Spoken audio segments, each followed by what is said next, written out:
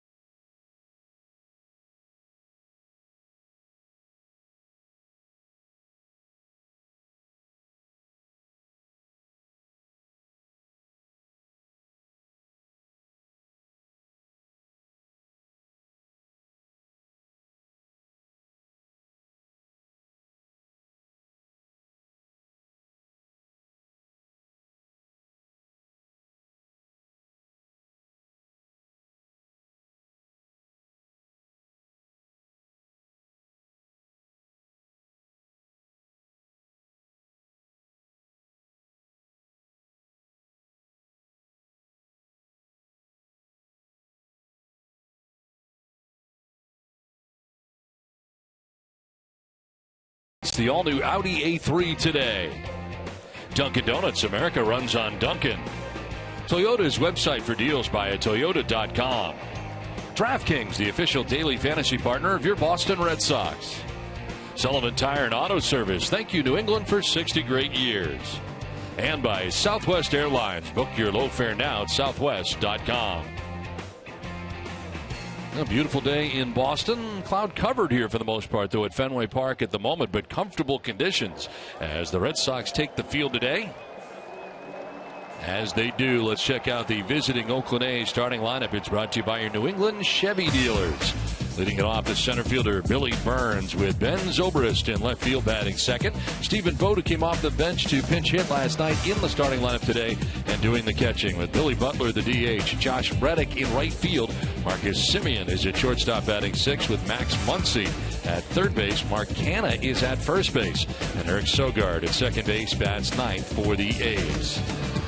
Today's Red Sox starting pitcher is presented by your local New England Audi dealers. 11th start for Joe Kelly, 1-4 with a 5.83 earned run average, 46 strikeouts at 22 walks, and opponents sitting at 265 against Joe Kelly. Last time out, a no decision at Texas. 5 innings, 2 runs, only 1 was earned. He walked 2 and struck out 3. The Red Sox defense is brought to you by Southwest Airlines. They are 9th in the league with 35 errors in 56 games. Brock Holt will be at third base. Xander Bogaerts, the shortstop. Dustin Pedroia at second, and Mike Napoli, the first baseman. left to right. Hanley Ramirez, Mookie Betts, and Alejandro Diaz. Blake Swihart doing the catching for Joe Kelly. Umpiring crew, Hunter Wintelstead has a plate today. He's the crew chief calling the balls and strikes with Bob Davidson at first base. David Rackley, the umpire at second, and Clint Fagan is at third. Where available, this telecast can be heard in Spanish by selecting the SAP button on your television remote. Enjoy the game. Buenas tardes, amigos. Comfortable conditions here at Fenway Park, 65 degrees. Breeze in from right at 10 miles per hour. And the forecast partly cloudy, and it is right now mostly cloudy here at Fenway Park with the lights on to start this game. And Billy Burns making his way to home plate as Joe Kelly getting the start today for the Red Sox. And I would view this as an important start for Joe Kelly as the Red Sox will be shifting from a 6-man rotation down to a 5-man rotation beginning next week, and certainly every outing for each of the starters is important right now. Yeah, we have no idea what the starting rotation is going to look like a week from now. Will somebody go to the bullpen? Will somebody go to AAA? They're important starts for everybody right now. Well, Billy Burns standing in, and the first pitch of the ball game is a swing and a foul late on that 94-mile-an-hour fastball. Some great numbers for Billy Burns, hitting at .320. 2 homers, 7 runs batted in coming into this game here today. Burns will slice it foul off to the left, and it's 0-2. I can see Burns from the left side of the plate, really a slap-type hitter, and the Red Sox shading him to the opposite field. Brock Holt playing him shallow at third base. He can really run. 10-game hitting streak coming in. And a pitch up and away for ball 1.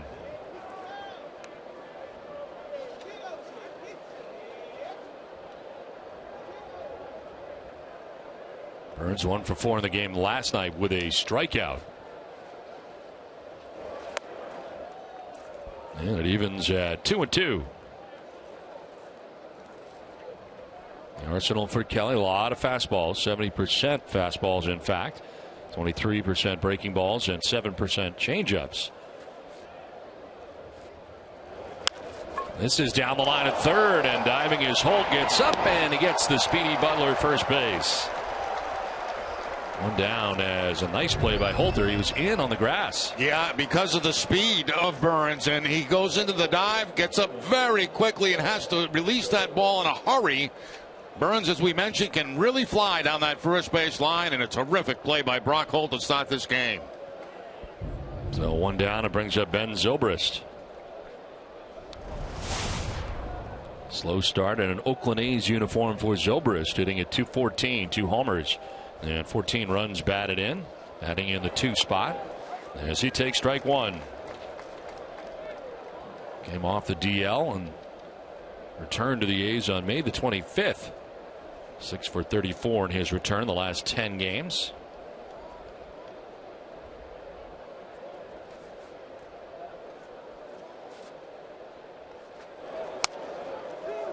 On the corner again, and Zobrist didn't think either one was a strike. Might not have been.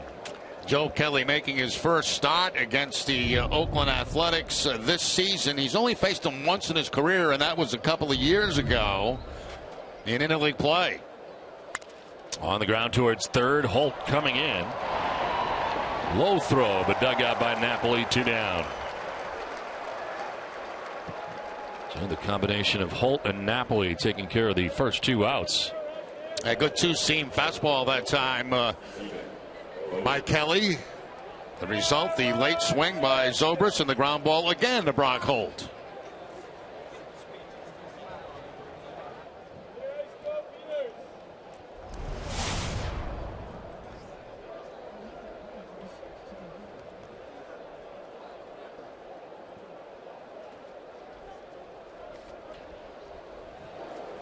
Pitch is a strike over the outside corner.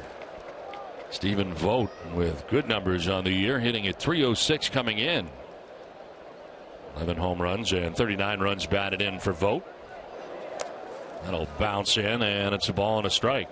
That last outing for Kelly against the Texas Rangers, I thought he threw more changeups in that game than we've seen in previous starts. That first pitch strikes to the first 3 batters of this game. And there's a strike to make him 1-2. It sounds like they want to see more of his secondary pitches. Yeah, the changeup, the curveball. That was the curveball right there from Kelly. Sun poking through the clouds here now at Fenway. Now the changeup. Bounces it for ball 2.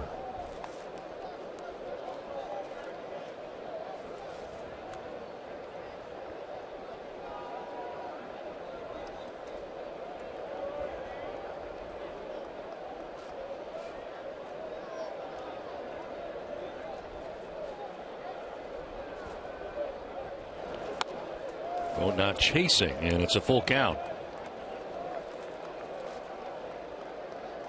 That's 13 games. Vogt hitting at .310.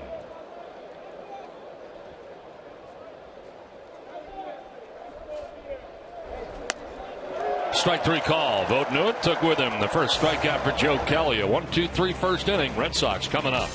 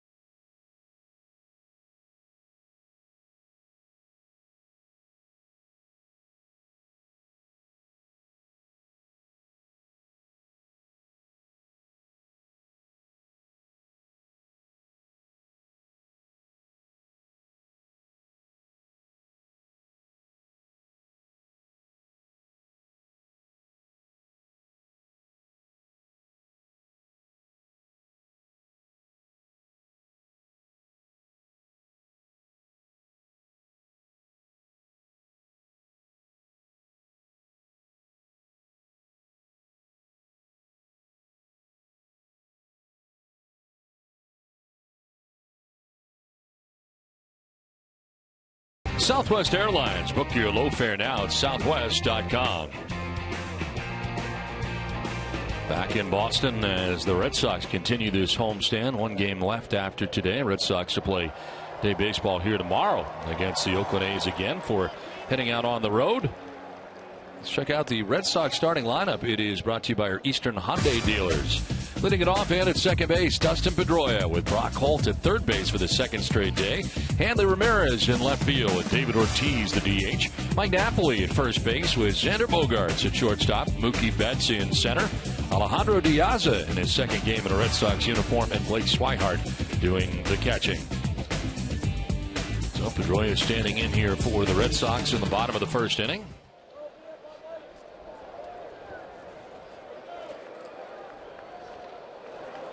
And Dustin will take strike one. The A's starting pitcher is presented by your New England Nissan dealers. Jesse Chavez making his 13th appearance, 9th start of the year, 2-5, but with a 2.11 earned run average. That's hard to do. Go 2-5 with a minuscule earned run average. And last time out, he did beat the Yankees 8 shutout innings, striking out 6 along the way. Yeah, he has been a victim of lack of run support by the Athletics. Going by Pedroia. Went down the middle as it turns out.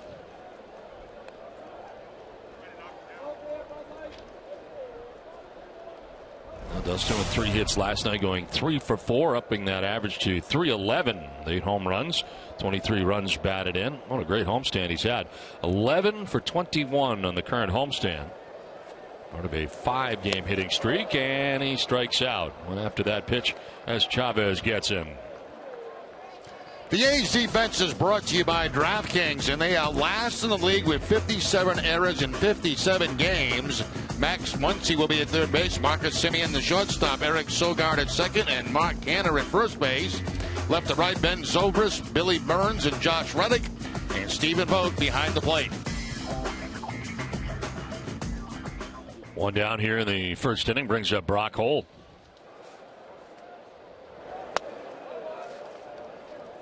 Holt 287 to start the day. Home run, 12 runs batted in. A second straight start at third base. John Farrell saying before the game that it is most likely that tomorrow Pablo Sandoval will return to third for Boston after a couple of days off. Strike called. That did not appear to be close. 1-1.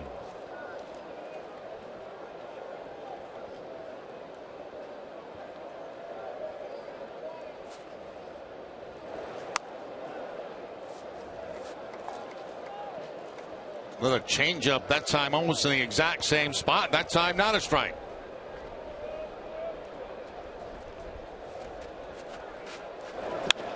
Line to right field for Brock Holt. That's going to get in for a base hit. Reddick over to play it. Holt throws the brakes on pretty quickly as Reddick's got a very good arm, and Brock Holt's got himself a 1-out base hit. Now after the changeup away, they try to go inside with the fastball, but Holt's able to turn it around and put the ball on the line, and a very wise move to stay at first base. As you mentioned, Josh Reddick gets to the ball quickly and has a very strong throwing arm. So Holt at first with 1 out. Here comes Hanley Ramirez. And Ramirez, who DH'd in last night's game, back in left field today. 264, 12 homers, and 29 runs batted in. Hanley last night 1 for 3 with a sacrifice fly in the game. Last 8 starts, Ramirez hitting at .333 with 2 home runs. Take strike 1 and a look back at Hunter Wintelstead.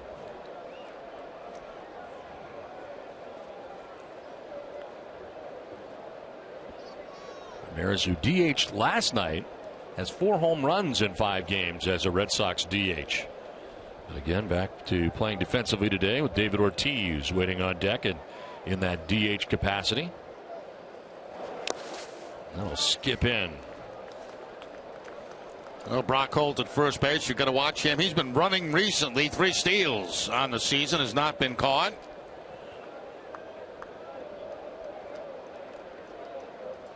Held on by Mark Canha at first base.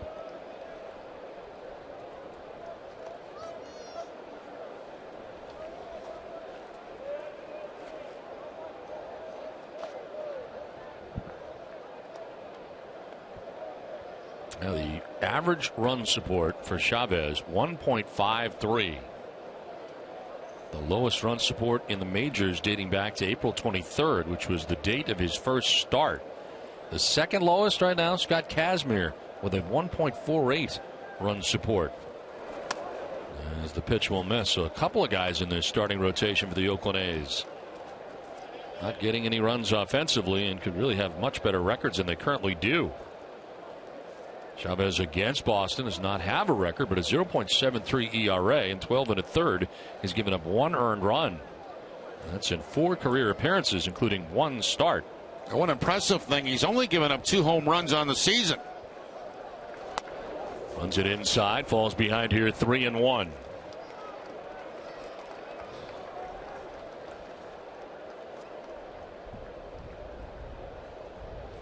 David Ortiz back in the lineup today for the Red Sox. And waiting on deck with Brock Holt at first base and 1 out in the Boston first inning. In the air to center field, hit well. Back goes Burns, looks up, and that is gone. Hanley Ramirez with his 13th home run of the year puts the Red Sox on top 2-0. Straight center field for Hanley Ramirez.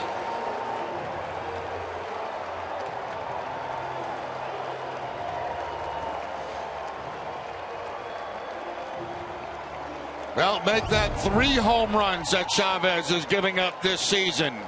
Fastball right down the sweet spot for Hanley Ramirez and takes it right to straightaway center field up on the hitter's back front. All 3 of the home runs that Jesse Chavez has given up this year have come on the road. Alltown, New England's premier convenience retailer, is committed to supporting the communities they serve. For every home run the Red Sox hit the rest of the year, Alltown will donate $500 to Boston Children's Hospital. Visit alltown.com for a location near you. So a quick 2-0 Red Sox lead here in the first inning. Base is empty for David Ortiz. Swings at the 1-0 and fouls it into the glove of Stephen Vogt. A surprise that time by the changeup from Chavez. Chavez last year gave up a career high 17 home runs. And only the third that he's given up this year.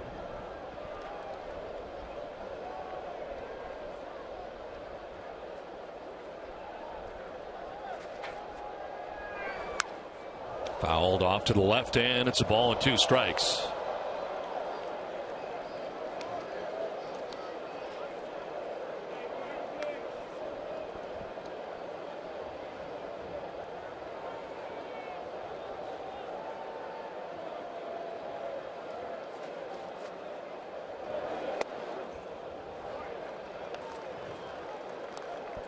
David had last night off on the homestand. Ortiz just 3 for 16.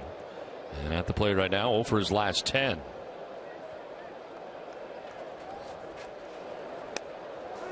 In there for strike 3. Ortiz didn't think so, and that's the second strikeout for Chavez. 2 down. It looks like it's going to be a very generous strike zone for pitching this afternoon. That ball appeared to be low, but called strike 3.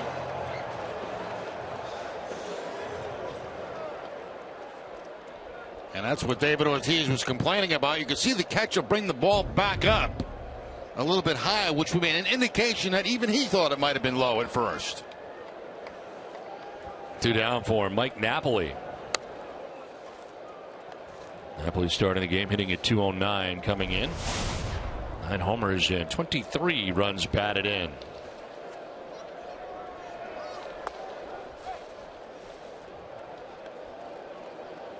Well, since May the 19th, Napoli has hit an even 300. Last night held hitless in the game, going 0 for 4.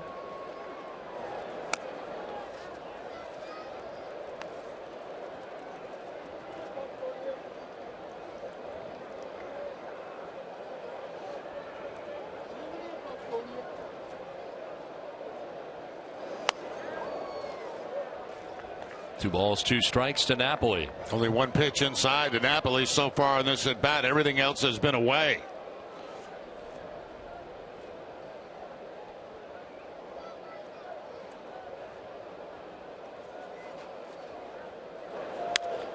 Fly ball foul off to the right, out of play.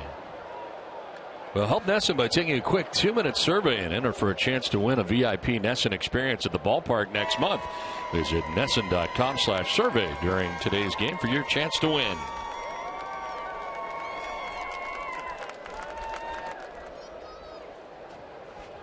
A 2-2. And that is on the outside corner for strike 3. More frustration for Napoli on that outside corner. 2-run shot for Hanley Ramirez. 2-0 Boston.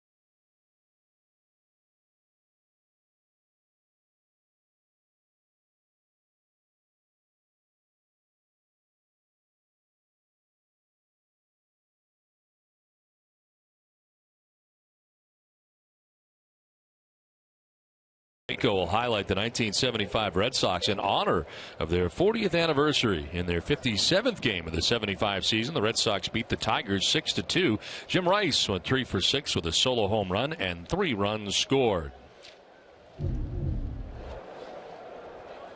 It's on to inning number 2 at Fenway Park with the Red Sox on top 2-0.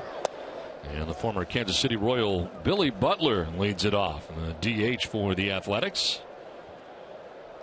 500 on base percentage when leading off an inning. Last 30 days as him 8th in the majors in that category. As he leads it off here in the second with Josh Reddick and Marcus Semien to follow. Butler, one of 3 players that has faced Joe Kelly in the past. Vogt, Butler, and Reddick.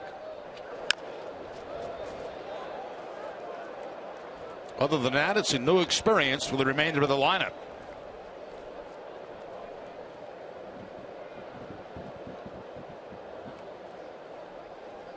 And Butler 1 for 4 in his career against Joe Kelly.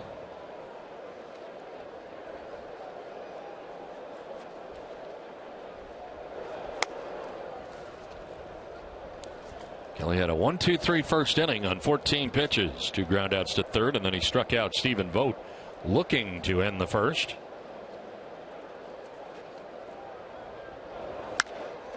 In the air to right center field. Mookie Betts going over to make the catch for the first out of the second inning. Want to be a part of a live studio audience for Dining Playbook? You can on June 10th at Tuscan Kitchen in Burlington. Billy Costa and Jenny Johnson and Chief Food Taster Joe Farrow will be there filming an episode. Visit NESN.com/Tuscan for tickets. I want to become an official food taster, Jerry. You already are. I think. Are you kidding me? Chief food tester here in the booth. Yes, Josh Reddick stands in with 1 out. You know, you want that job. You can eat, but you also are very smart. Like we get a lot of times, we get things from fans who send stuff to the booth, and you won't touch it until somebody else eats it. Right.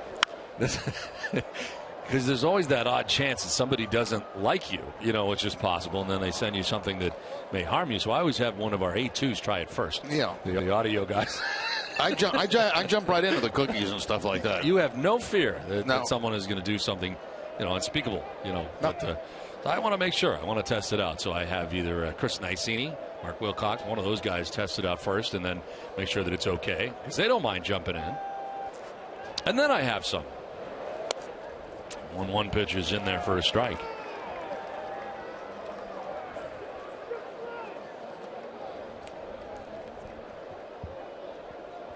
Reddick starting the day hitting at .293, 8 homers and 32 runs batted in. That is strike 3 and the second strikeout for Joe Kelly. Both strikeouts for Kelly coming on the fastball. Got Vogt back in the first inning. Now the high fastball, and Reddick can't hold up the swing. And clearly you could see the barrel of the bat out in front of home plate, and Reddick becomes a second strikeout victim for Joe Kelly. 5 in a row retired by Kelly to start the day, and here's Marcus Semien. Shortstop at .278, 6 homers and 16 runs batted in.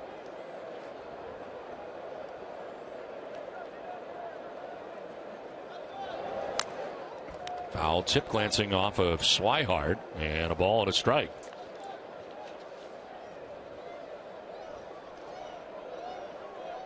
The only appearance for Joe Kelly against the Oakland A's coming with the St. Louis Cardinals at O.Co Coliseum, June 28th of 2013.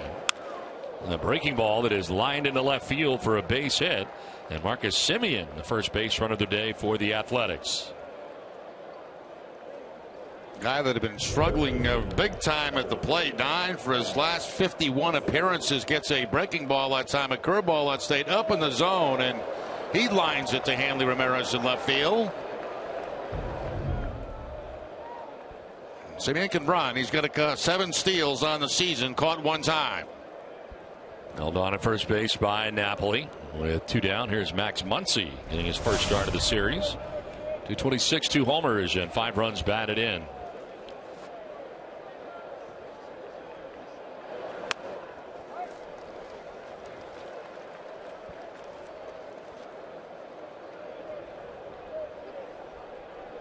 Muncy just 3 for his last 22 at the plate in the last 10 games. He's made some starts at first base and at third base. Today at third for the Oakland A's. And he takes strike 2.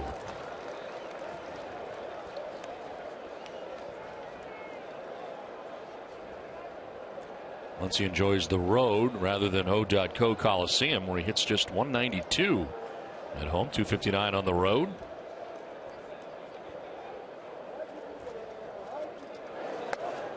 Outside for ball 1. Came up from AAA Nashville April the 25th to make his major league debut. Was hitting at 293 with a home run in 15 games with the Nashville Sounds. Was in Double-A all of last year. Now in the majors with the Athletics. And he strikes out Joe Kelly. 2 strikeouts in the inning, 3 in his outing. 2-0 Boston.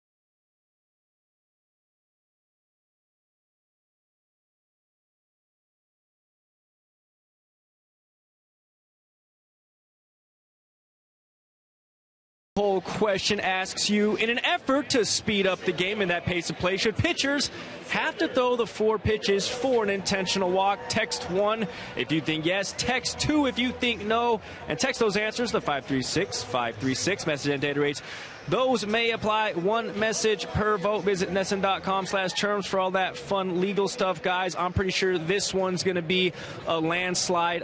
Text 1 for yes, I believe. I would go yes, because I think I've seen at least on a few occasions where it's been botched. Yes. It's not a guarantee. I agree. I would vote yes also on that, because there are some pitchers who have a problem throwing to home plate and not throwing to the plate. Now Xander Bogaerts leading it off here in the bottom of the 2nd inning. Just under 300 at 298 with 2 home runs, 19 runs batted in. And sharply hit on the ground, foul.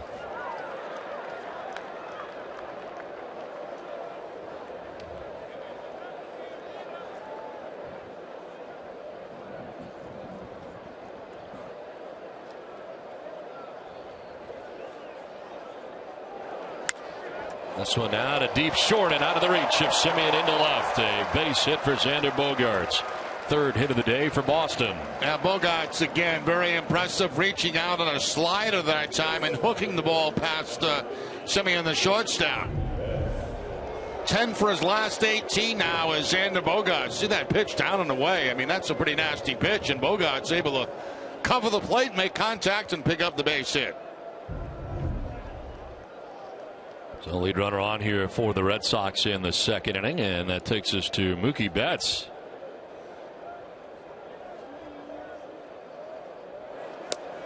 Second to 4 o'clock game in the last couple of days for the Red Sox, and those shadows making their way towards home plate, in and out of the clouds. The sunshine today as the Red Sox play late day baseball today. Another early day game tomorrow before wrapping up this homestand. Throw to first, and crossing over to get back is Xander Bogaerts. Now, Bogaerts is starting to get a reputation of a guy that will run. 4 steals in 5 attempts.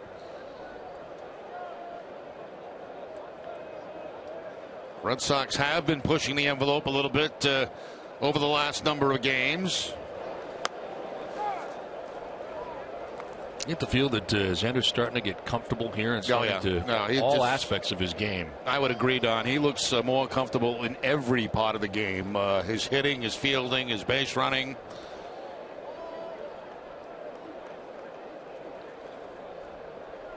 Relatively short lead as this one fouled off to the right. It's time to vote for your Red Sox All-Stars using the 2015 Esurance MLB All-Star Game ballot at redsox.com. Make sure to vote early and often.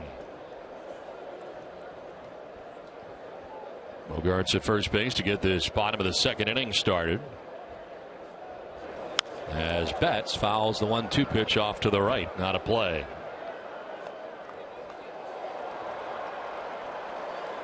Well, while the Red Sox were winning last night, virtually everybody else in the American League East was also winning last night. So the Red Sox unable to pick up any ground. They start the day 5.5 games back of the Yankees, who almost blew it last night against the Angels. They had an 8-1 lead, and the Angels came storming back late in that game. But the Yankees able to hold off Los Angeles for the win, and they remain on top of the division.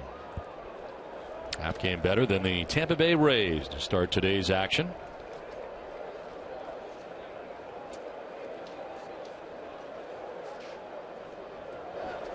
Betts jumps back out of the way, and it evens at 2-2.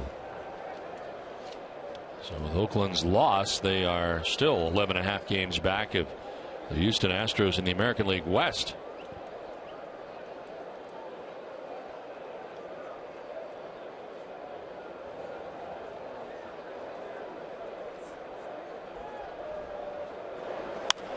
Betts will pop it up, sending Sogard, the second baseman, to the short lawn and right for the first out of the second inning. Check out the Jordan's Furniture Mattress Factory collection made right here in New England. Just like the national brands, but at local prices. Queen size sets start at just $299. Visit Jordans.com for details. 1 on, 1 out. Alejandro Diaz coming up. Diaz in his second game as a member of the Red Sox this season, hitting at .217. Most of that with Baltimore. 3 home runs and 7 runs batted in. And the team that had designated him for assignment, he will be visiting with the Red Sox beginning on Tuesday night at Camden Yards. Now, Red Sox picking up a guy that can play all 3 outfield positions. Diaz, a guy that can run a little bit. Red Sox were top heavy with right-handed hitters in the outfield. Ground ball by the dive of the first baseman. Canha into right. Bogaerts heading for third.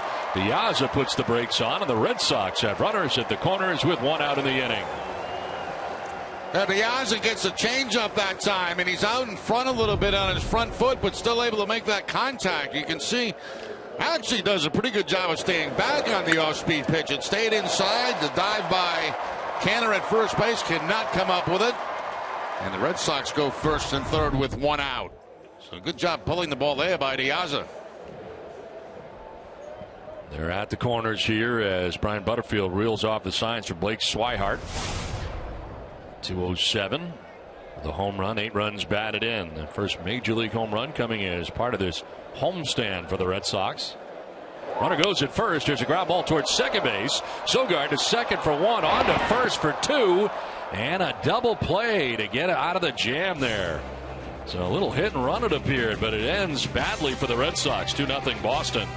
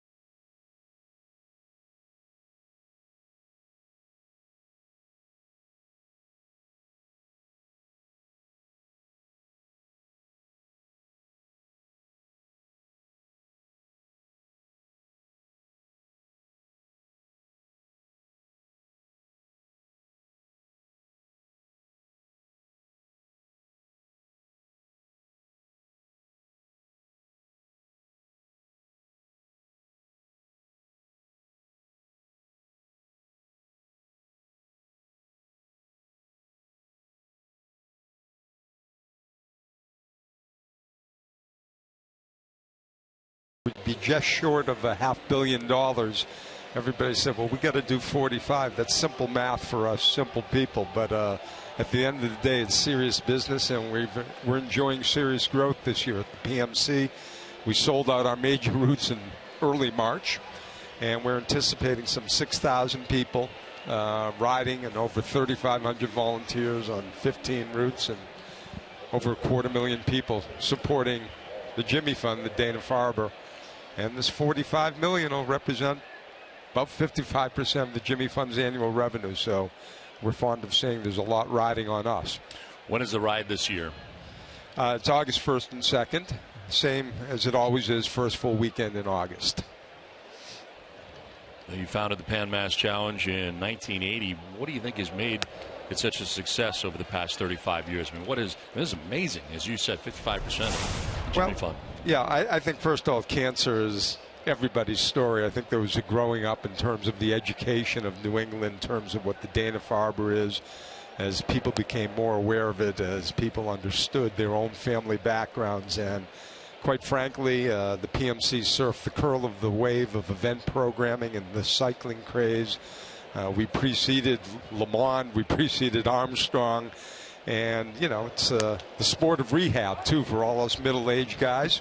You get injured, you're going to end up on a bike, and the technology is wonderful. There's a sense of travel, adventure, speed, teamwork, and it made a lot of sense. And this whole event programming industry has become a pretty big deal, but none bigger than the PMC. So we're proud of that.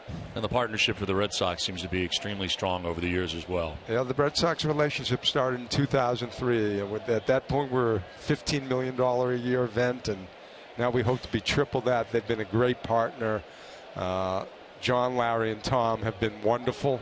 Larry's very much to the center of things with us, and Stacy rides, and the whole administrative team's in by hook or by crook. We think we almost have it contractual by now. And but they're very supportive, and it works for all of us. And to have our logo up on the Green Monster, it's a great honor. Ground ball to first base and a flip over to first in time for the out to retire Mark Canha. Here are the particulars. August 1st and 2nd, PMC donates 100% of every rider raised dollar. That is unique in itself also. Yeah, I mean, listen, it's the gold standard of any event programming. It's, for us, it took a long time to do. By 1990, we were giving 90 cents on the dollar, and this will be our 9th consecutive year at 100%. And it's companies and corporations like the Red Sox and New Balance, John Hancock, and 200 others, as well as 3,500 volunteers that help pay for our year-round nut. And so when the people raise money, we're passing it through, and that, of course, is motivating to both the rider and the donor and the volunteer. And that's just, you know, part of the secret sauce of the PMC. Last time you were with us, you brought Lenny Clark. This time you chose not to bring him. Is that the deal here, or? Lenny's a free agent. We didn't sign him this year, but we consider Lenny one of us. He's a great guy. He is. And he makes people laugh. Oh, wow. This one is ripped into center field. A base hit for Eric Sogard.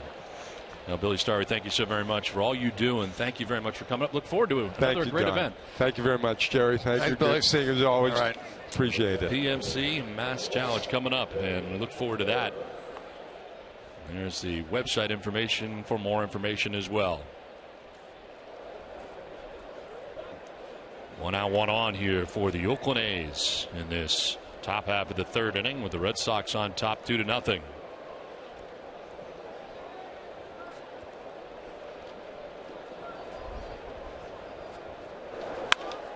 Fly ball out towards deep left center field, sending Betts back. Mookie will play it off the scoreboard. It gets by him on the ricochet.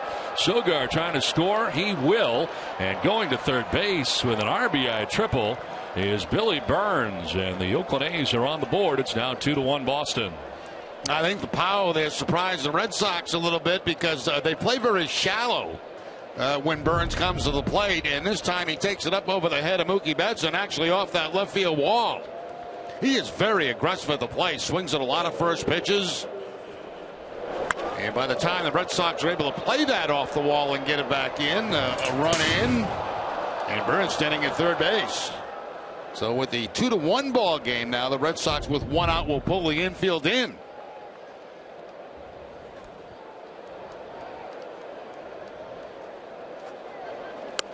And Zobrist takes the strike as Zobrist gets his second look at Joe Kelly. Grounded out to third base in the first inning. Don't you figure the Red Sox had a very good opportunity to score. Runners at first and third and one out in the second could not. Grounding into the double play to end the inning. And now back come the A's with a run and threatening to tie this game.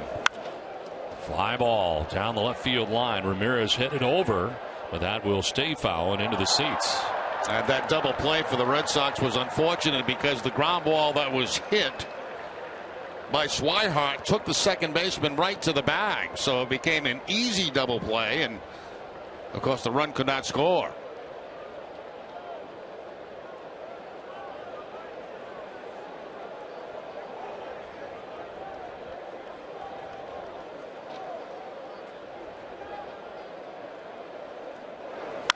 On the ground to the backhand. Napoli will look the runner back and tag the bag with his second out of the inning. So a big out there.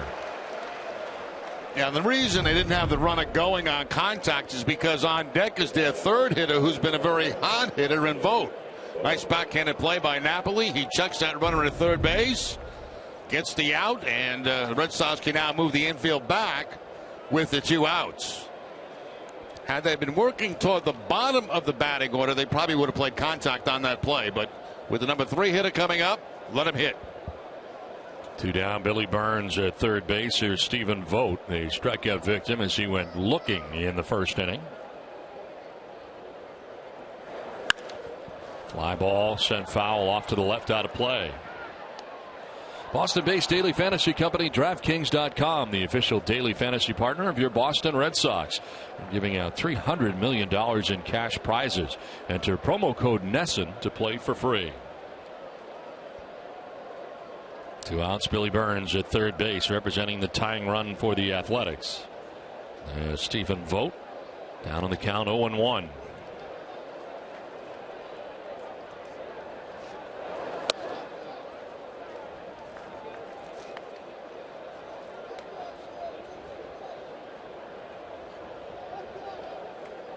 Breaking into the big leagues as a member of the Tampa Bay Rays in 2012. Originally a 12th round pick by the Tampa Bay Rays. Traded to Oakland for cash. Let's fly ball down the right field line. Long run for Diaz over by the seats. It'll fall foul. Right into that first row, and that had danger written all over it as he was headed down that right field line. That's a very tough play for the right field. You can see just how little foul territory there is. And, you know, you get to that spot, you think you've got a chance, but then all of a sudden the stands are right there.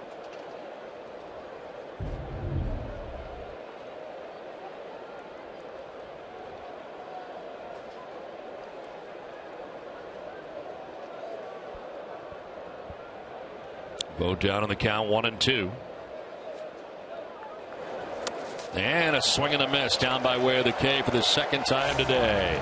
Oakland gets a run. It is 2-1 Boston.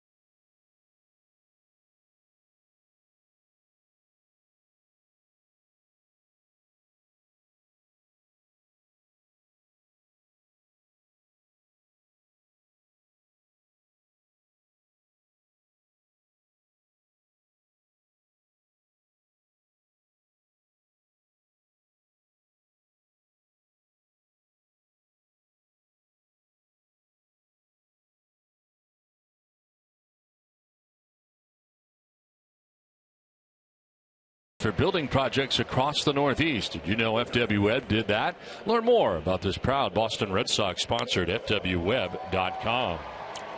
Well, a big strikeout for Joe Kelly to get out of the third inning. Man at third base, 2 outs. He goes to the changeup. Down and out of the strike zone, and Vogt chases it. He struck him out with a fastball back in the first. The changeup in the third. Top of the order, Dustin Pedroia, a strikeout victim in the first inning. 1 of 3 Ks for Jesse Chavez on the day.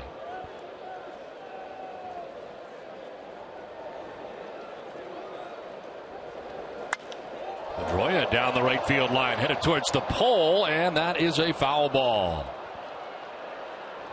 Never know in that direction down there, and that one just going foul.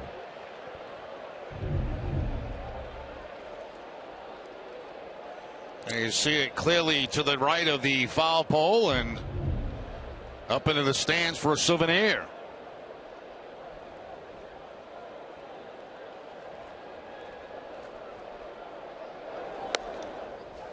Pedroia taking strike 2. Chavez trying to find his bearings here. He gives up the 2-run home run in the first inning. He gives up 2 hits in the second, but gets out of it on the big double play turned by Oakland A's to end that inning. Now Pedroia leads it off here in the third. Dustin reaching out, protecting the plate, fouling it off down by the tarp.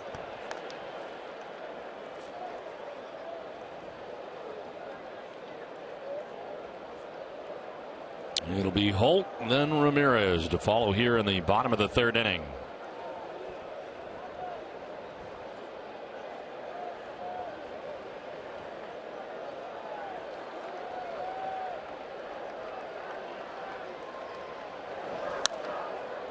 Fouling it back again. Again, everything that Dustin has been away in this at bat and fouling off a couple of tough pitches to give himself another chance. That fastball borderline on the outside part of the plate. Would have been called strike 3, but Pedroia able to spoil it.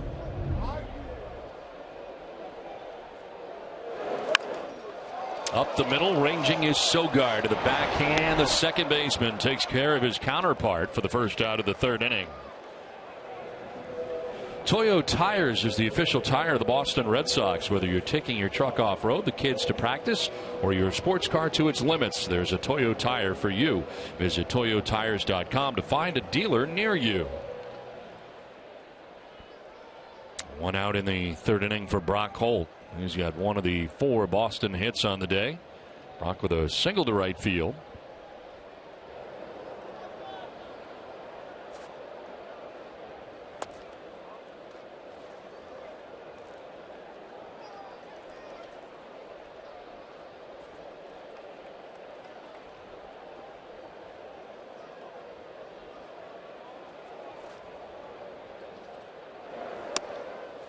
Strike called, and it evens at 1-1. Red Sox have lost 3 out of 4 games that they have played against the Oakland A's. This one is fouled off to the left out of play.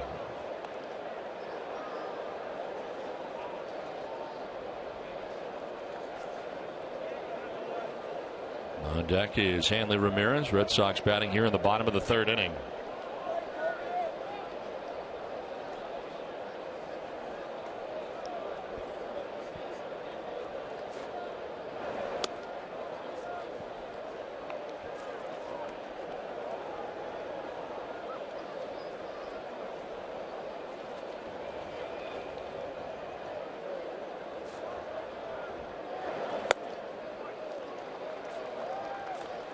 Full count now. Last pitch a little bit low from Chavez. Tried to change up on the last pitch, and Brock Holt not biting on it. First 3-ball count for Chavez. And a foul straight back to the screen. See a pair of Red Sox games this summer with the double play packs. Create your own package by selecting from a Yankees game and another summer date. Visit redsox.com/double play to get yours today. Joe Kelly giving up a run in the top half of this inning. Has 4 strikeouts. as a liner foul. Second time he's tried to come inside to Brock Holt. First time Brock Holt picked up a base hit. That time hit it hard, but foul down that first base line as Canada, the first baseman, very close to the line.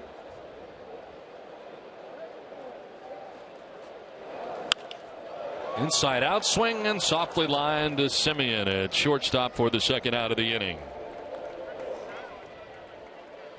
And Ramirez able to pick up his 13th home run of the year back in the first inning, and at the time gave the Red Sox a 2-0 advantage. 430 feet the tail of the tape. 2 down in the third, and here is Hanley. RBIs 30 and 31 with the 2-run home run in the first inning. Pitch 50 for Chavez.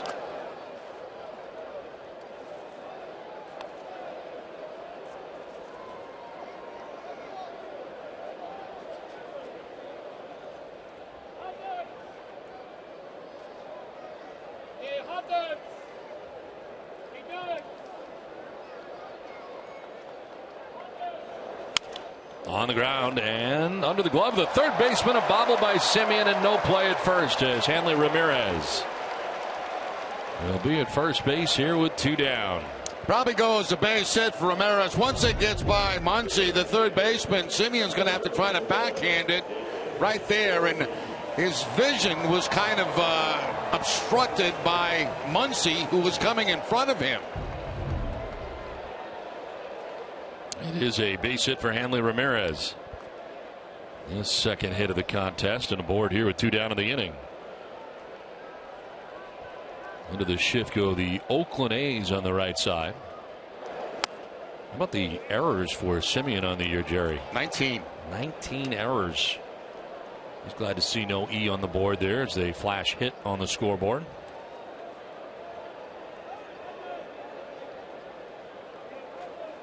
Told you last night, Oakland's defense has been the worst. We saw a little of it last night. They made 3 errors in the ball game. As we mentioned last night, very respectable as far as hitting goes. 4th in the league in pitching, but that defense last in the American League.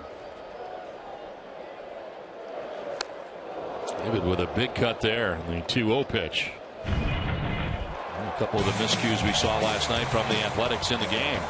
Ball getting by Zobrist out there in the outfield. Josh Reddick making a catch, throwing it in, and the ball getting by the catcher. Bad throw at first base by Lowry on a play that probably he could have put in his back pocket. Had little chance to get the runner at first base. A couple of huge swings from David Ortiz the last 2, but haven't been able to make any contact.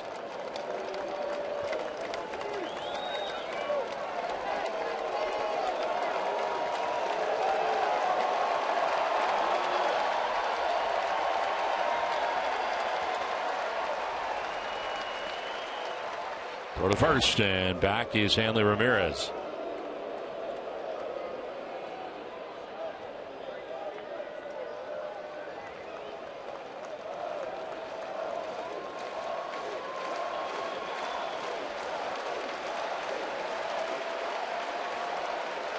There goes Ramirez. Ortiz swings and lines it down the left field line. A foul ball. Hanley Ramirez taken off there, but he's going to come on back with the foul ball.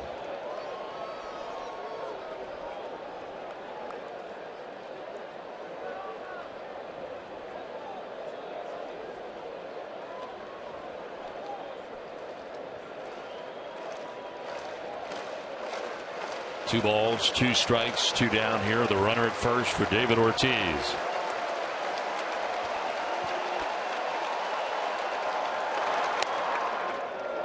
Full count.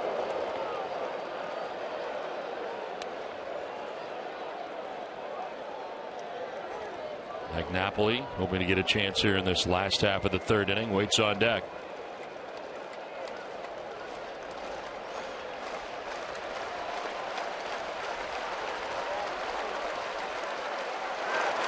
Ortiz to left. Zobrist going back on the track over his head and by him. What a ricochet that was.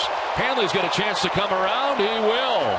Ramirez in on the RBI double by David Ortiz. Red Sox take a 3-1 lead. A bullet to left off the bat of Big Papi.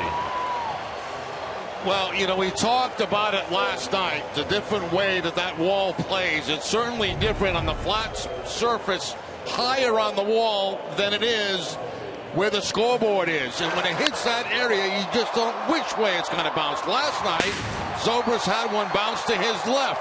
This time, it bounces to his right, and that's going to allow Hanley Ramirez to come around and score as the ball gets by Ben out there in left field.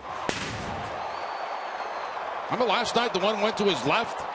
Yeah, changed direction. You get the cutouts for the scoreboard out there and the numbers. And this is a hot shot off the glove of Semien into left center. Big Papi's coming around. He's going to try to get in. The throw to the plate will be not in time. Ortiz is in. Up to second goes Napoli. 4-1 Sox. Now this is what you want to see from the Red Sox. The combination Ramirez, Ortiz, Napoli, all hitting the ball very hard. And the Red Sox picking up a couple of runs. Napoli, a bullet that's going to get by Semien. And waving on David Ortiz with 2 outs. That's when you take the gamble. Pays off. David going in with a hand across home plate. Catcher Vogt never really had control of the baseball. Heard Young, the pitching coach, out there to talk to Chavez, running into trouble here after he got 2 quick outs. The hit for Hanley Ramirez in the infield. Ortiz with the RBI double. Napoli an RBI single. Takes second on the throw. Red Sox have tacked on 2 quick runs here and have a 4-1 advantage. And a chance for Xander Bogaerts, who had a single in his own right in the second inning.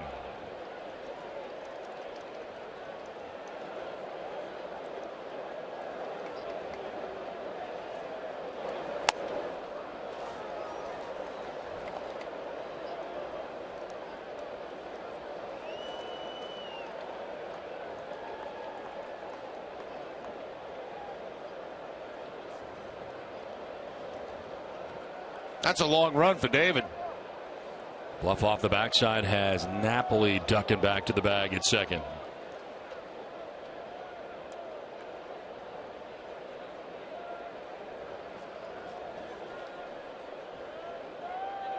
And a long run for Hanley. Yes, Hanley had to come from first base.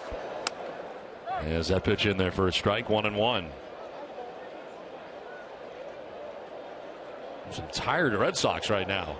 It's okay. They got 4 points on the board.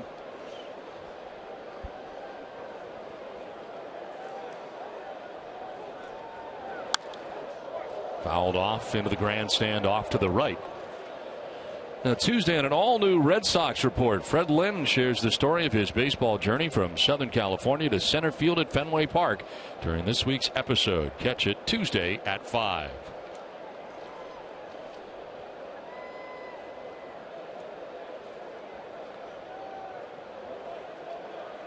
Ball and 2 strikes to Xander Bogaerts.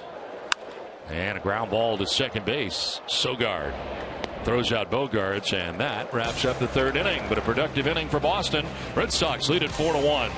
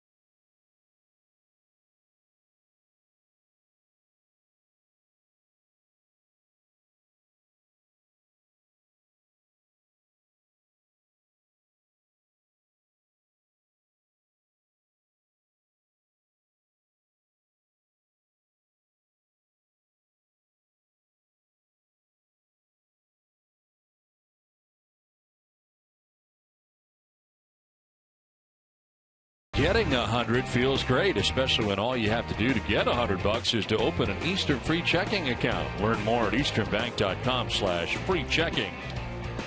Well, the Red Sox pick up a couple of runs, and we talked about the middle of the order getting it done. A little luck involved. First of all, the ground ball by Hanley Ramirez deflects off the glove of the third baseman.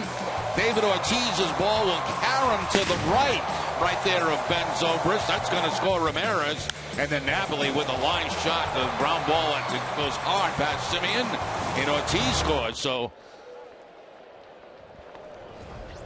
middle of the lineup, the 3, 4, 5 guys getting it done for the Red Sox in the third inning. Well, Joe Kelly now has the 3-run advantage, and Billy Butler leading it off and grounding one to shortstop. Bogarts rounds in behind it and throws out Butler for the first out of the fourth inning. Send it down to Gary. Guys, at the beginning of this homestand, David Ortiz was asked, obviously he was in a little bit of a slump, if his clock at this point was running out, and he acknowledged the fact that everybody's clock, everybody's time runs out in this league. Of course, the large father, 39 years old, but he says he doesn't think that, in fact, is the problem. We saw it there just now going oppo field for the double. The only thing it seems that he's running out are throws from center field. So the large father showing some hustle today. I like that. The large father. Big Poppy. Big Poppy. Yeah. Large father. Very good, Gary. Gary. Gary. He dropped it twice in that report. I don't know if you noticed. It was early. It's kind of understated. Then he came back with it strong. Guys, I can't take credit for this, honestly. No? I believe it was number 31 last season who coined that term via Twitter, Mr. John Lester. This one is fouled off. I was unaware of that. I thought that was you being you. Can't take credit for that. All sorts of copyright infringement involved if I stepped on Lester's toes, you know what I mean? We've been down that road before. Don't worry about it. Okay, perfect. Just wanted to clear the air there, I thought it was the striker being the striker. I wish. Okay. I wish. It's good stuff. 1-2 pitch to Josh Reddick coming up. And it is high for ball 2.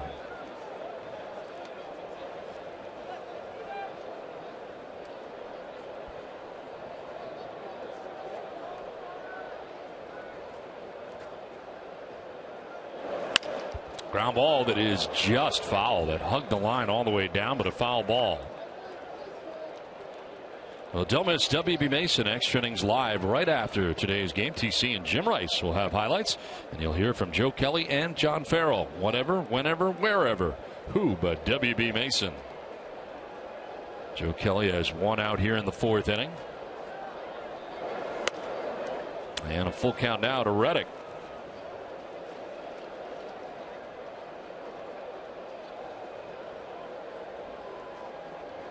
Third full count of the day for Joe Kelly. Fly ball driven to left. Hanley Ramirez is going to play this off the scoreboard. Barehanded and a good throw in, but head first sliding and safely is Josh Reddick.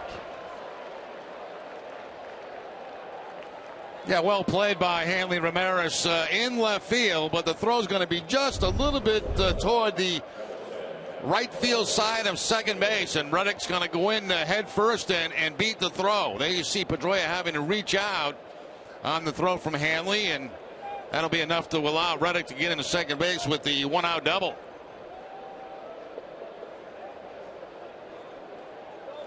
Head down, head first slide.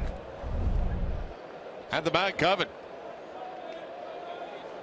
So 1 out, Reddick at second base, and here's Marcus Semien. He's single to left field in the second inning.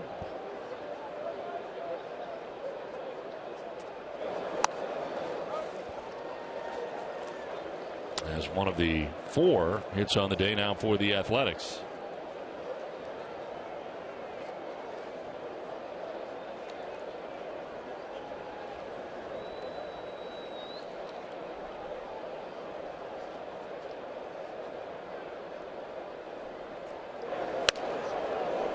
Mentioned the hit for Semien. It's really been a struggle lately, not only defensively with the 19 errors, but at the plate hitting at just 176 in the last 14 games. Runners in scoring position at 214, and has a runner in scoring position here with 1 out.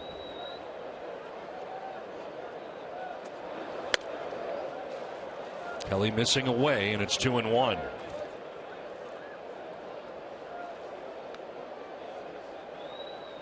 Carl Willis, the pitching coach.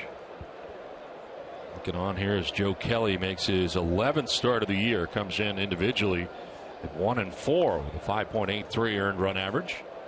Posted to a 4-1 lead right now. But falling behind here, Marcus Semien 3-1. And trying to keep that ball away from Semien on the outside part of the plate, but missing with the fastballs away.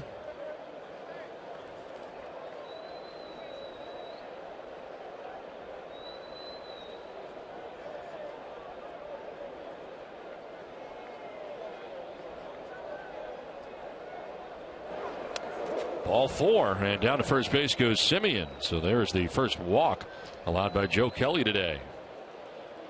Membership has its privileges. Learns how you can join the most exclusive sports membership in Boston as a Red Sox season ticket holder. Email new season tickets at redsox.com or visit redsox.com/season tickets today for more information. Some beautiful shots today. Our aerial coverage is provided by DirecTV. If you call yourself a sports fan, you got to get DirecTV. Call 1-800-DirecTV. One out, runners at first and second, with Max Muncy coming up. It's like a full house here today at Fenway. It's turned out to be a very nice day in Boston.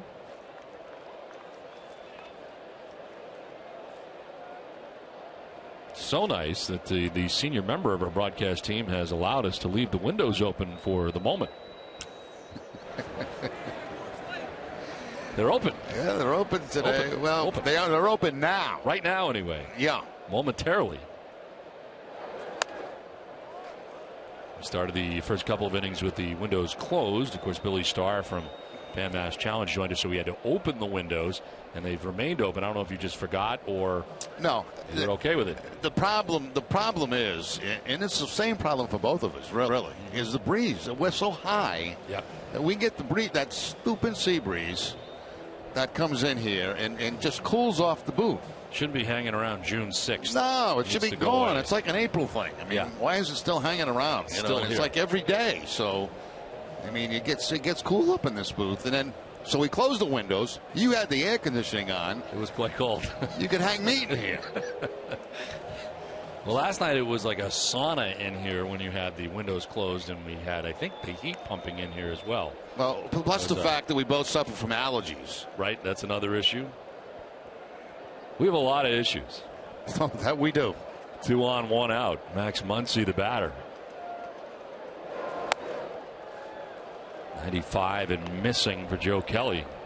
Right now, Kelly has issues with throwing strikes. Walked the Semien, and now falling behind 3 balls and no strikes. It's now 6 3-ball counts. And there is a strike. 3-1. Struck out Muncy in the second. 4 strikeouts today for Kelly.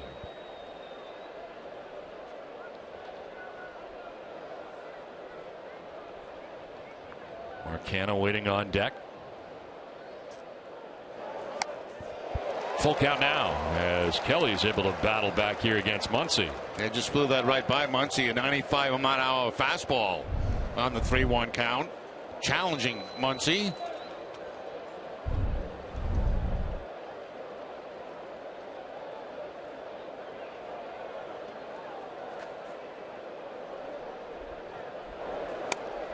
Strike 3 call. Muncy flips the bat but gets the bad news from Wintelstead. He is the 5th strikeout victim for Joe Kelly. 2 down. That's a good pitch, and Bob Melvin's not going to like it, but it was right at the bottom of the strike zone.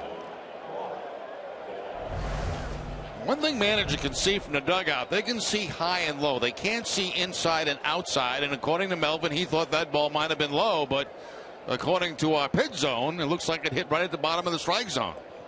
Mika Insurance, great service, great coverage, and a great price for auto, home, or life insurance. And Hunter Wilstead had heard about enough, and Melvin is close to being tossed from this game. The best thing right now for the umpire to do, put the mask back on and let's play some baseball.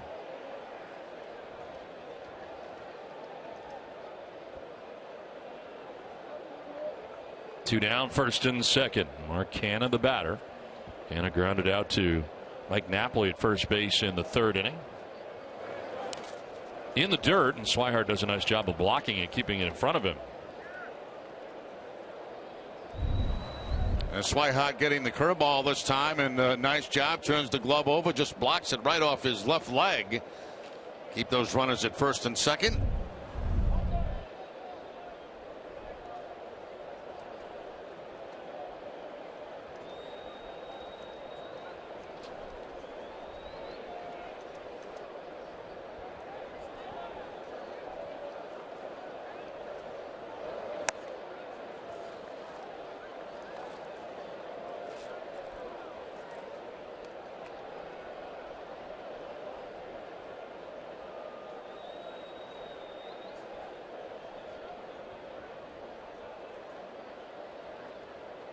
'70th pitch coming up here for Joe Kelly with 2 outs in the 4th inning.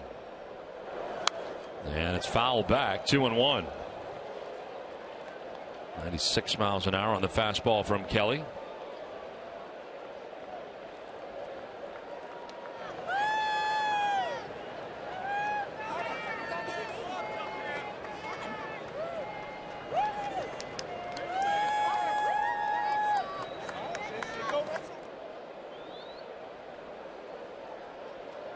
Swihart and Kelly going back and forth, so Swihart heads out.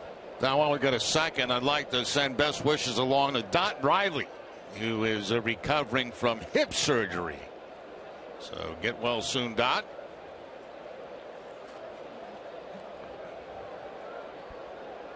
Two down here in the 4th inning with Josh Reddick at second base, Marcus Semien at first base. 2-1 the count here to Canna. That's in there for a strike. 2-2. A little extra on the fastball on the last 2 deliveries. 1 at 96, 1 at 97. Joe Kelly has that. Took a little bit off in a few outings, trying to gain some more control.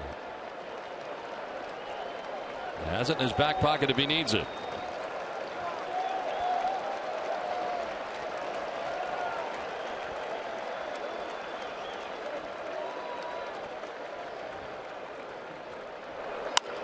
In the air down the right field line. This could be trouble. Diaza hit it over to make the catch on the track. Nicely done. The A's strand a pair. Red Sox lead it 4-1.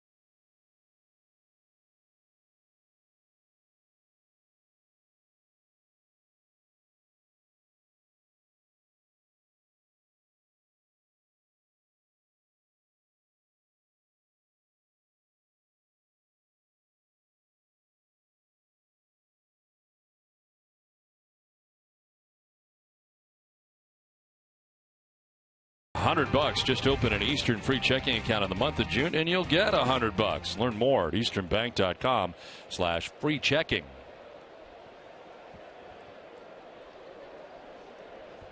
Leading it off for the Red Sox in the inning is Mookie Betts. Yes, he'll take the strike. Finds himself quickly down 0-2.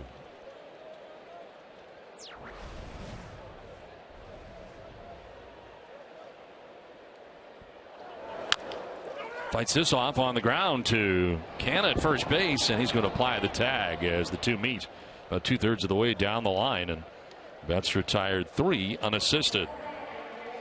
Well, help NESN by taking a quick 2-minute survey and enter for a chance to win a VIP NESN experience at the ballpark next month. Visit NESN.com/survey during today's game for your chance to win. And be sure and tell them how much you like Don and Jerry.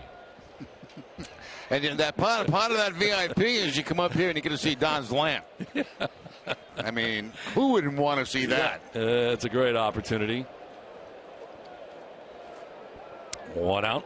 Alejandro Diaz are running up and showing bunt. What's amazing about those tours is how many people come up and say, wow, what a great view this is. Yes. You know, and it is. I mean, it really is. But they're like stunned by how nice it is up here. Yeah, great view. You got the skyline to the right. Yeah. The Pro. And to the left. I mean, you got the game, of course, which we look at sometimes. You got a lamp, got a monitor. It's great. The one thing we are missing, though, not to be picky, is a sitting area would be something that I think we should consider in the back. Let's be honest about it. We're missing a couple of chairs up top and a TV. Little table. And a TV. And a television. As we travel around the league, you know, most of the new ballparks do have that that area where you can sit down and relax a little bit before the game. They have a couch or something, and they have TVs where you can watch other games while preparing for your own game. But I don't think we should have a couch, and I'll tell you why. I think you're extremely close at this point to sleeping over at the ballpark every night. Yeah. And if there was a couch here, I think, like, for instance, like today, for instance, let's just say, for instance, you know, for a 4 o'clock game, what time do you think you got here today? I'm embarrassed to say. I got here at 9:30 today. 9:30 in the morning. Soon it'll be just wake up here and then come down to your spot. What's happened, to tell you the God's honest truth, I've given up a bad habit. Yep. And that bad habit is very bad in the morning. It's just like it's a bad, you know, it's a bad time of the day. So I got to get somewhere. You need to go someplace, and this is where you're going to go eventually anyway later in the day. This is to right. Reddick is out there battling the sun as he makes the catch for the second out. So we need a couple of chairs, a table, and a TV. I would say that would be sufficient. Yes. That would be good. Refrigerator, that's a good point, too. Yeah, that's not a necessity. But, well, maybe for you it is, yeah. So there's a couple things, but we're starting slowly. And I have my lamp, which is just fantastic, and can't thank you enough for. 2 down for Blake Swihart, grounded into a 4-6-3 double play in the second.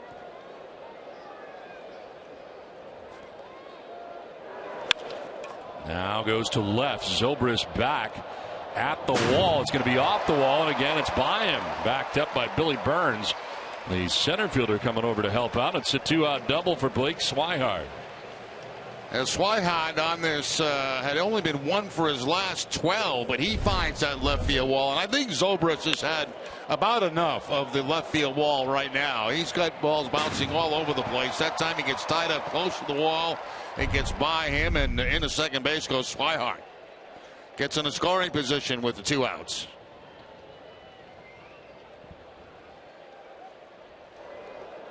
Now Dustin Pedroia 0 for 2 today. Pedroia has struck out and grounded out. Time's tomorrow game, 1:35. Yep. I'll be here at 4 a.m. I hope the notes are ready and the stats are ready at 4 a.m. tomorrow morning. Well, maybe you could be here for the furniture people when they come tomorrow. This is on the ground, left side, off the glove to Semien, whose long throw is going to be off the mark and pulls Canna off the bag. Another situation where the third baseman kind of cut in front. Semien does get it, and his long throw is not in time. A base hit for Pedroia. Yeah, I was a little bit surprised he threw that to first base also because with the runner at third, any kind of bad throw, and that run's going to score. And once the ball gets by the third baseman, you can see him knock it down. Muncy, then Semien throws that ball to first base. I mean, that's a very good play by Canha to come off the bag and knock that down, or the Red Sox are going to have a gift run.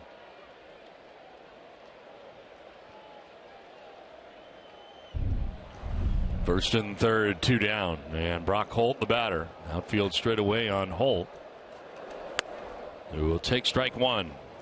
Brock has singled to right, scored a run, and lined out to shortstop. Swihart at third, Pedroia at first.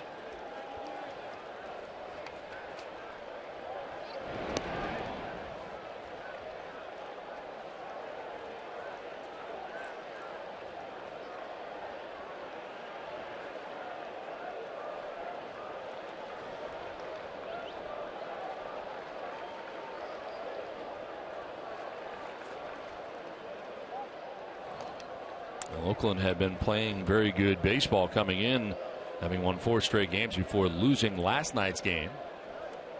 Fernando Abad up in the pen here for the Oakland A's. Now the A's trail 4-1.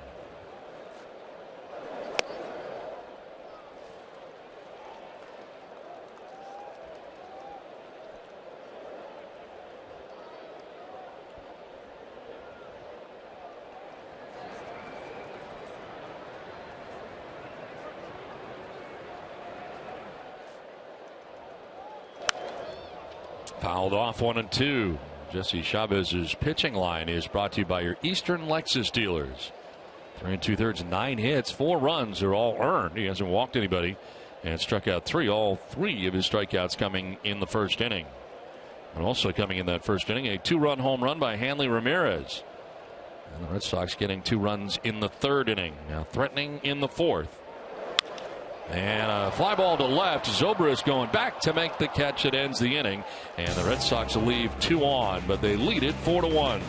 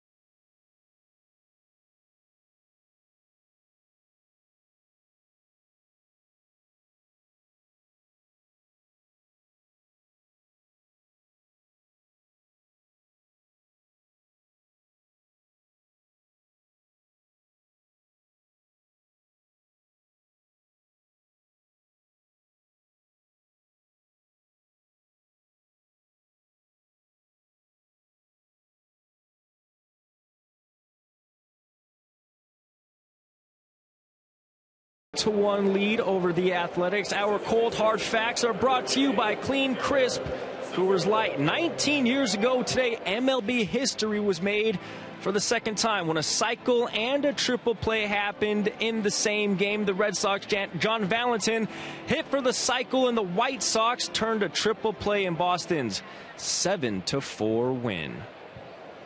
All right, Gary, thanks very much. It is to the 5th inning we go. The Red Sox on top 4-1, and Joe Kelly back on the hill. Eric Sogard batting out of the number 9 spot for the Oakland A's. Sogard with a single, scored a run in the 3rd inning. One of 4 Oakland A's hits.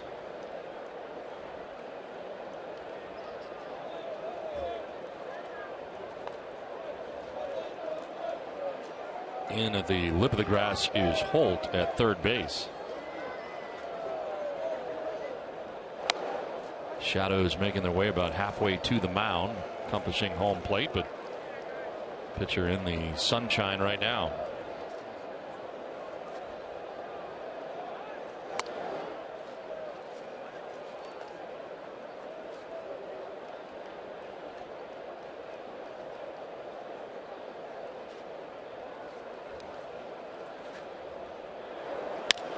On the ground, foul. The longest outing of the year for Joe Kelly was his first outing back on April 11th at New York in a win. Went 7 innings. Longest since then, 6 1/3 in a no decision at Seattle. 2-2. Slap foul off to the left.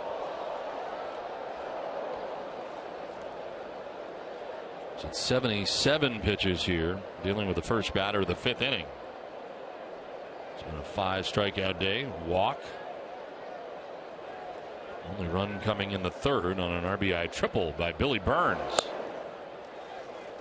Full count.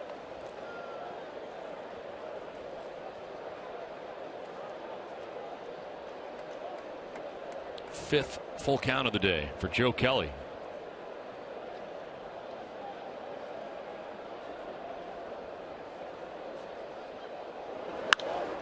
Fly ball to left field. Hanley Ramirez makes the catch for the first out of the 5th inning. Let's take a look at the last 3 strikeouts by Joe Kelly in this game. He gets a fastball, a running fastball away. Down and out of the strike zone for a swing and miss. And then the fastball right at the knees, a pitch that Muncy didn't like very much. Well, his pitching line is brought to you by Ace Ticket. 4 1/3, 4 hits, 1 run, a walk, and 5 Ks. Here's pitch 80. And it's in there for a strike to Billy Burns, who had an RBI triple his last time up. This is his 3rd AB of the day. Grounded out to 3rd base in the 1st inning. Now grounded back at Joe Kelly, who's going to run to first himself. Napoli just vacated the spot, saw that Kelly was going to run over there and tag it himself. So 2 outs here in the 5th. Joe Kelly, very good athlete, and made that look easy as Don is about to read a promo. Actually, I'm not. Okay, but then he made it look Feel easy free. anyway, taking it himself with his speed going to first base.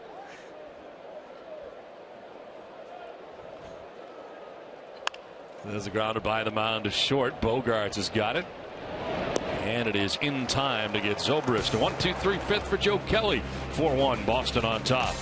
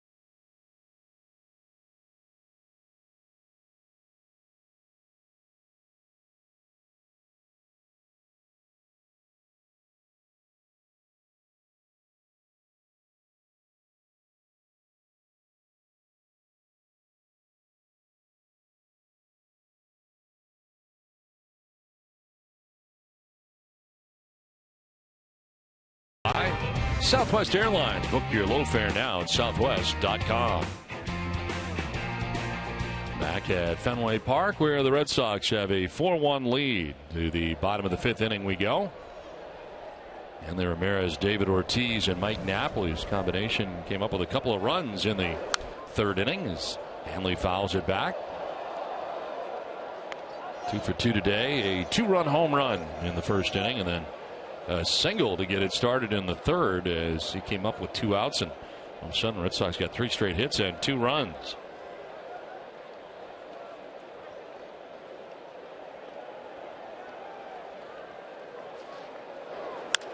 Now a liner into center, and Hanley Ramirez 3 for 3 on the day.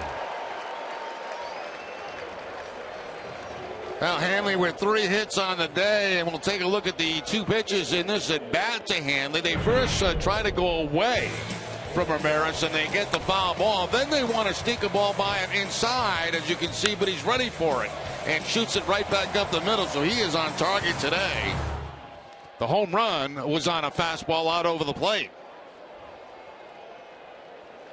First 3-hit game since May 19th for Hanley Ramirez. On with David Ortiz at the plate. Hanley's drawing a lot more throws over there at first base because he will surprise you every now and then and take off. Did it last time with David Ortiz at the plate, but with 2 strikes on him.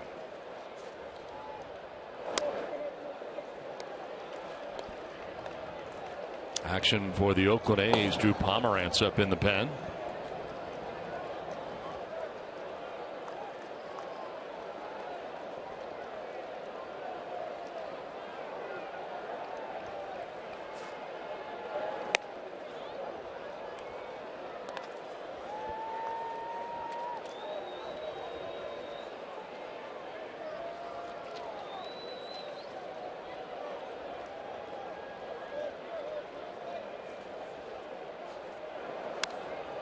Foul back, 1-2. Red Sox group tickets start at just $20. How easy is it to get 20 of your family and friends together? Visit redsox.com/groups for more information.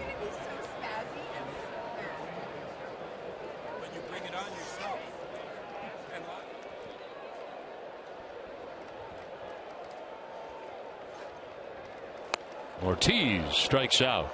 First strikeout for Chavez since the 1st inning, and David down by way of the K. 4 strikeouts for Chavez, 1 down here in the 5th. Good location with this fastball. They go away from Ortiz, and that ball has been called a strike all day long, so you've got to be aggressive, got to be swinging at it. No contact that time by Big Poppy. 1 out, 1 on. Mike Napoli coming up. He has struck out, singled to center field, and he singled to center in the 3rd and knocked in David Ortiz, and he picked up his 24th RBI of the year.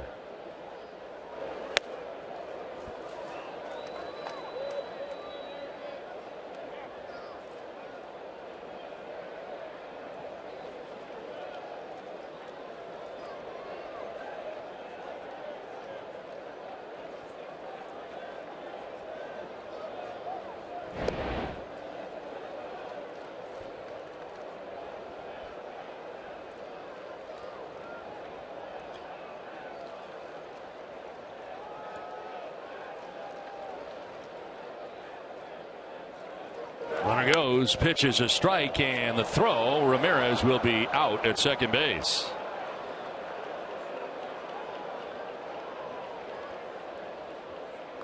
Somebody missed a sign there, or just a straight steal? No, I think he's going. You know, they're not going to play hit and run with Napoli, and it's not a good pitch to go on, really, because the count at the time is 1-0. And you pretty much expect they're going to throw a fastball for a strike. So, you know, if there's no contact, you're probably not going to steal it back unless you're a real burner down that second base, down towards second base.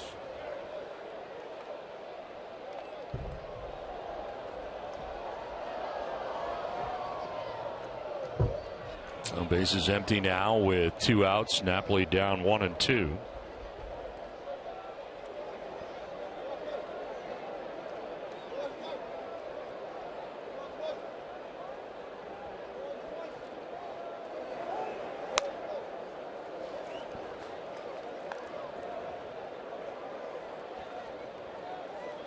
Chavez taking a little stroll in behind the pitcher's mound in the midst of a meeting with himself.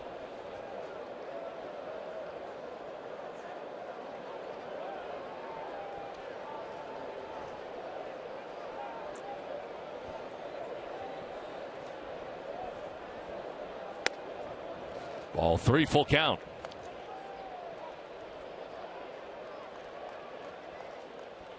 Xander Bogaerts on deck. There are 2 outs here in the 5th inning.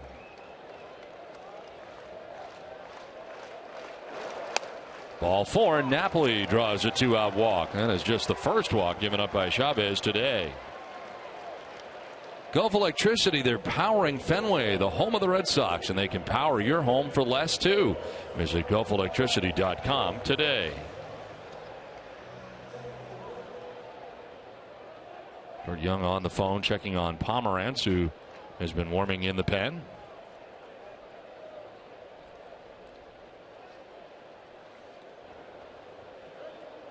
Xander Bogaerts 1 for 2 today as he takes strike 1. The one party single to left field in the second, grounded out to second base in the 3rd inning.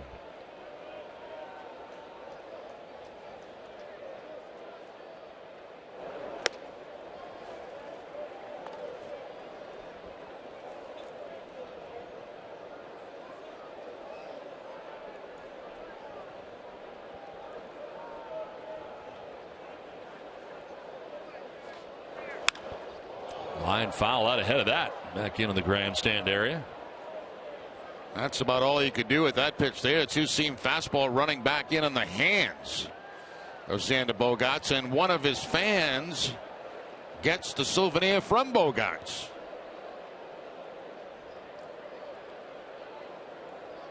How about that? You're wearing a Xander Bogaerts shirt and you get a foul ball from Xander Bogaerts. What are the odds? That's pretty good. This one fouled off Stephen Vogt, the catcher. So you want to be a catcher in the big leagues. That'll rattle you a little bit.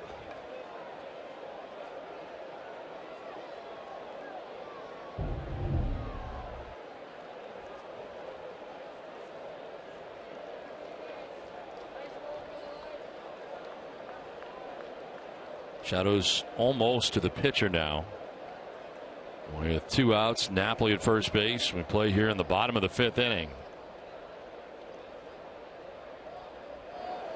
Bogaerts strikes out Chavez, gets him, and that'll conclude the 5th inning. It's 4-1 Boston through 5.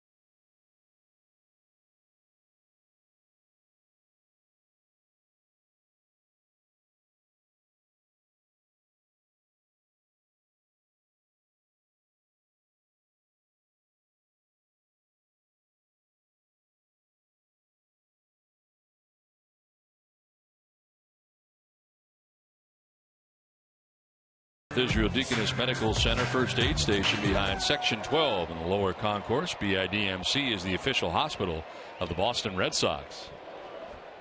4-1. Red Sox have the lead over the Oakland A's here in the 6th inning. Stephen Vogt, who has had no success today with Joe Kelly, striking out looking in the first and again in the third.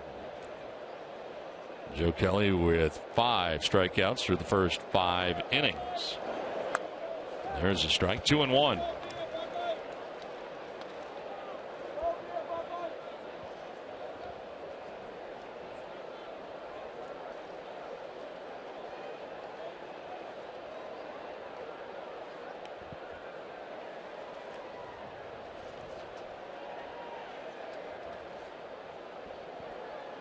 Billy Butler, then Josh Reddick.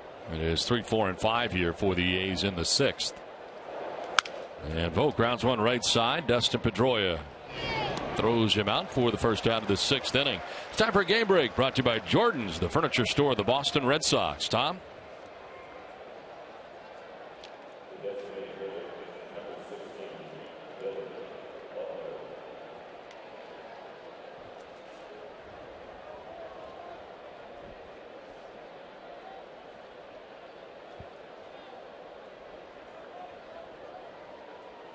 All right, Tom, thanks very much. 1 out here in the 6th inning, and Billy Butler going the other way. De Aza comes in and makes the catch on the sinking liner. It's had a good day today in the outfield. A couple of very good catchers out there in right. Yeah, that's a very hard play to make because you're running as hard as you can. Your head's bouncing around and down to the ankles to make the catch. Very nice play by De Aza. Well, that just barely got in the webbing of that glove, too. Joe Kelly likes it.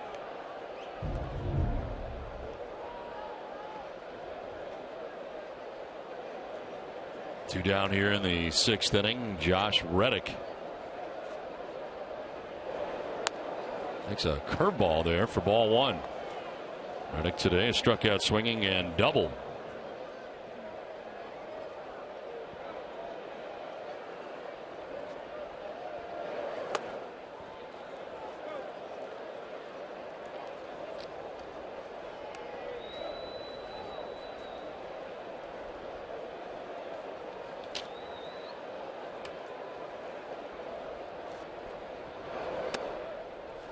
Outside for ball 3, 3-0.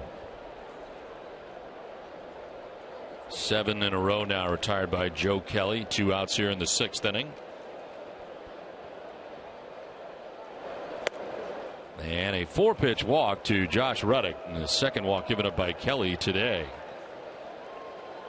Ace Ticket, the official Red Sox ticket partner, has the best seats at the lowest prices to all the games at Fenway, all with a 200% guarantee. And now Ace Ticket has special savings on all Red Sox games, including the Yankees. Visit Ace Ticket or call 1-800-MY-SEATS.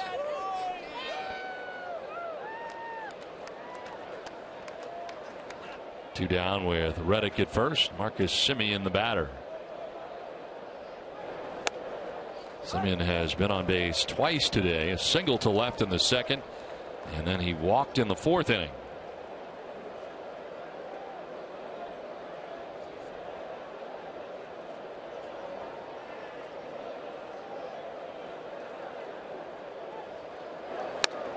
There was strike 2.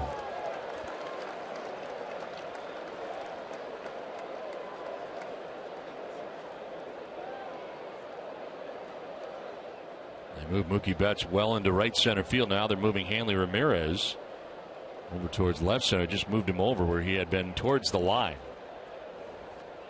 0-2 is high at 99 miles an hour. Joe Kelly reaching back. And the reason you see that movement in the outfield is because there are 2 strikes on the hitter, and hitters become more defensive with 2 strikes, and that's why you see the outfield shift a little bit.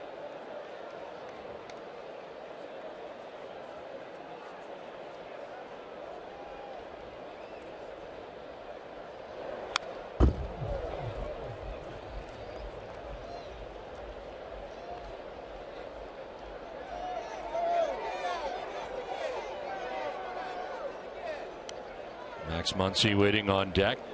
There are 2 outs here in this top of the 6th inning with Reddick at first, held on by Mike Napoli.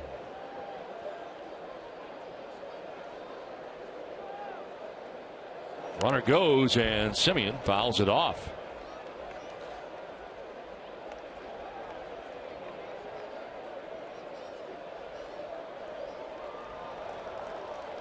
Kelly at 96 today, right at his average. Still well shy of his high on the year at 118.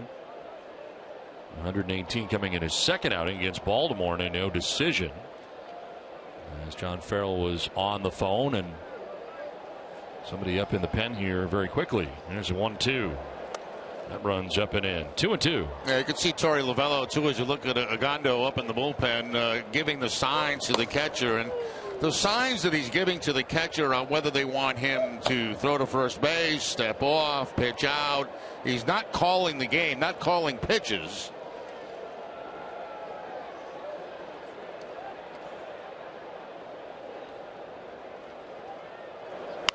On the ground, foul outside of third. We'll do it again, 2-2.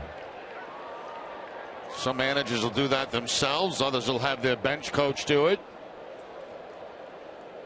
I've actually been in situations where signs have been given to the third base coach by the trainer.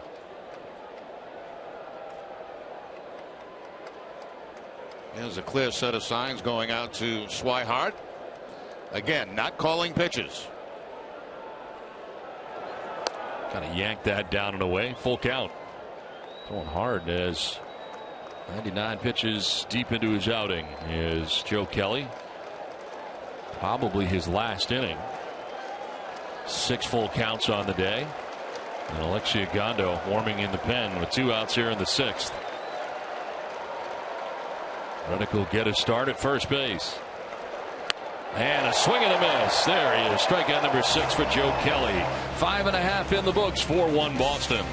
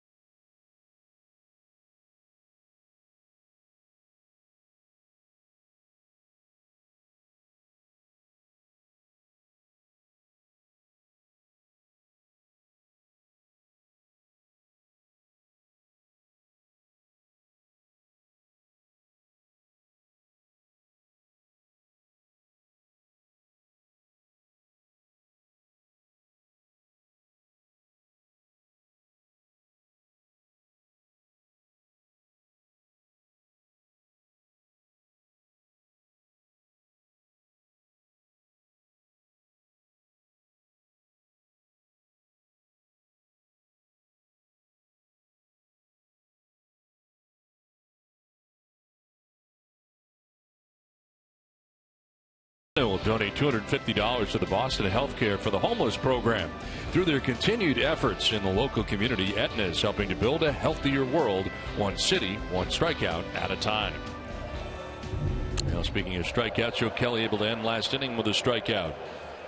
Zips that fastball on the outside part of the plate away from him, and Joe Kelly's day probably over at this point, but another very good outing for him. Red Sox dugout likes that. 100 pitches for Kelly through 6 innings, and congratulations from his manager.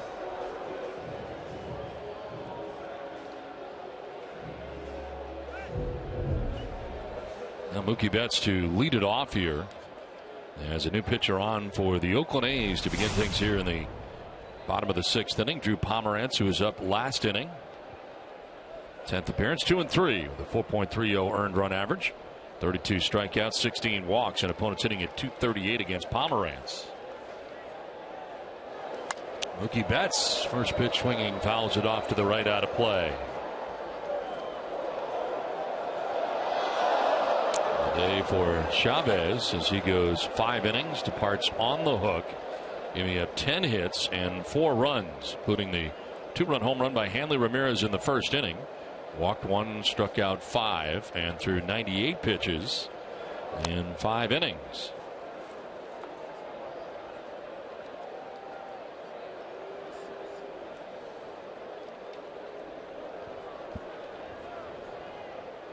That's 0 for 2. Has popped out to second, grounded out to first.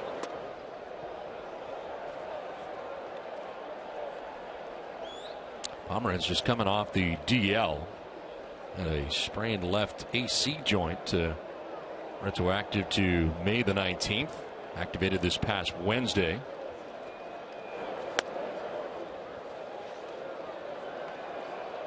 Parts of 2 seasons with the Oakland A's.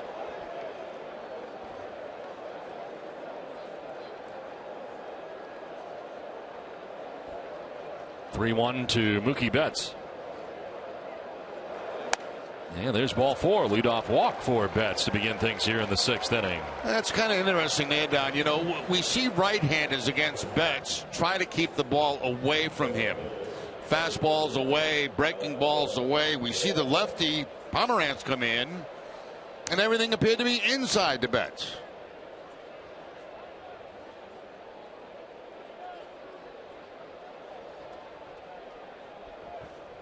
Lead runner on here for the Red Sox, and there you saw Bob Melvin giving those signs on behalf of the A's with a runner now at first base.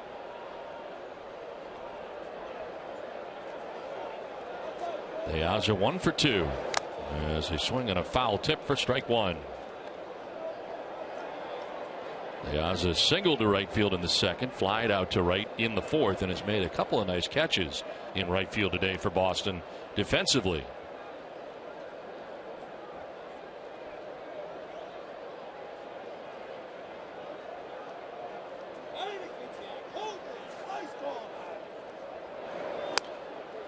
Strike 2.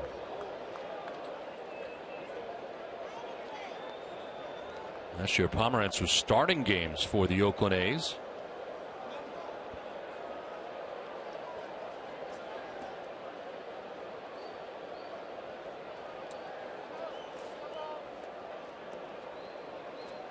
It's 2-0 at home, 0-3 on the road last year, and 5 starts away from the O.Co Coliseum. Finds himself in the pen this year.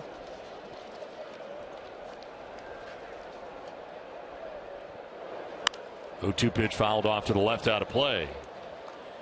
An Oakland bullpen that has a 3.64 earned run average as a team.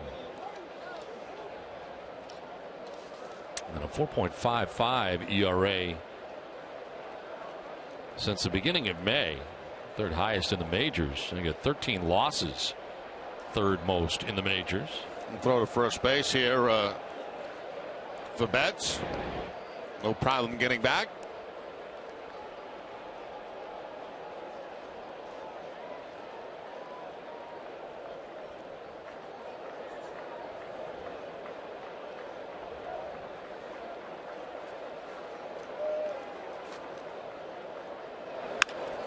To center field, Billy Burns racing in to make the catch, and Betts got to get back to first. He had a pretty big lead there, headed towards second base, about halfway there, and Burns noticed, so he fired back into the infield after making the catch. Celebrity Cruises, the official cruise line of the Red Sox. Join Sox legends Louis Tion, Jim Rice, and more on January 9th as they sail the Caribbean on Celebrity's 2016 Red Sox Fan Cruise. Space is limited. Call 1-888-727-4907 or contact your travel agent today.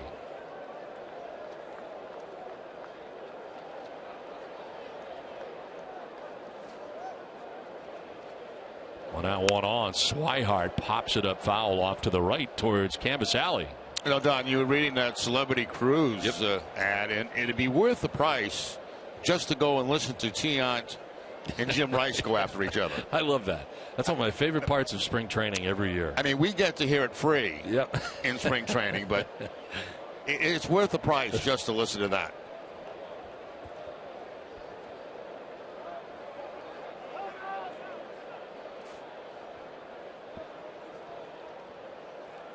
I've been on a few cruises with Louis Tion. I can tell you what, he knows how to go on a cruise. I mean, he really enjoys it.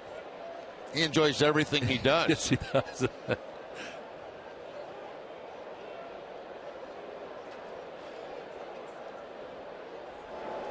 Swihart with a swing and a miss, and it is 0-2. A little tough to get a jump on Pomeranz because he uses that slide step to home plate. He doesn't have a high leg kick, and certainly that works against a base stealer.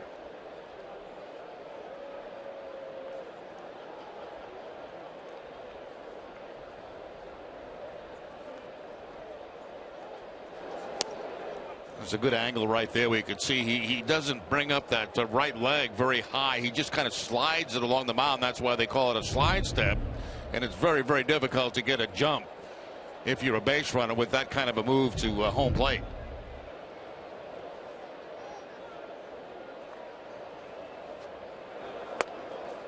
And the contention here for a number of years, early 2000s, late 90s, was that it took something off your pitch and not as quality of a pitch when you're slide stepping. Yeah, and there are a lot of managers and pitcher coaches that didn't want that to happen. They didn't want him to go into a slide step.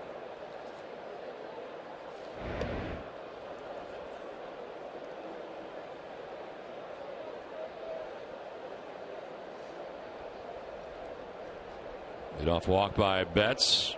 He's gotten a lot of attention over there at first base.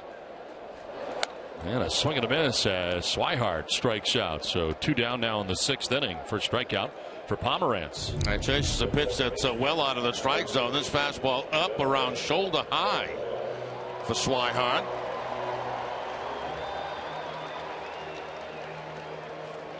The 25th time he has struck out this season. He has 3 walks. So 2 down, Betts at first still, and here is Dustin Pedroia, his 4th AB of the day. He's struck out, grounded out, and got on an infield hit. His last time up. He's got one of the 10 Boston hits today off Oakland pitching. I would have to think here with 2 outs that even with the slide step that Betts would be trying to steal and get in a scoring position. If he's thrown out, you got Pedroia leading off next inning.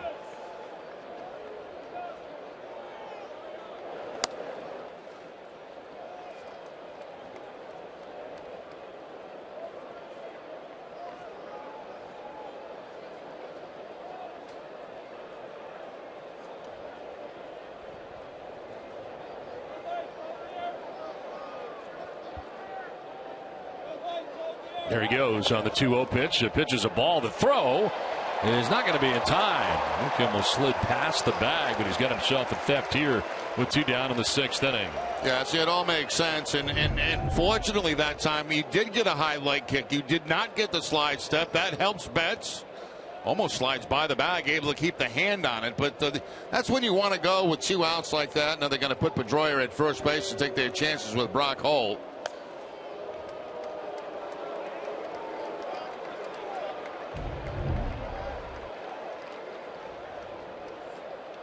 And now Bob Melvin coming to the mound.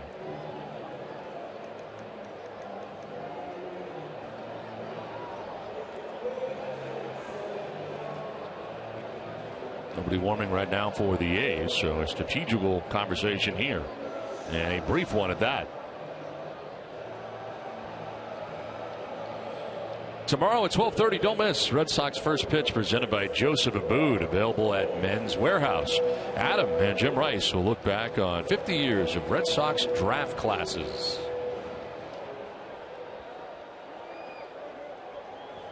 2 on, 2 down here in the 6th inning. Brock Holt, the batter. Brock's 1 for 3 today, a single and a run scored back in the 1st inning. His 2nd straight start at third base for Boston. Betts had started and stopped, and then Pedroia did the same thing at first base.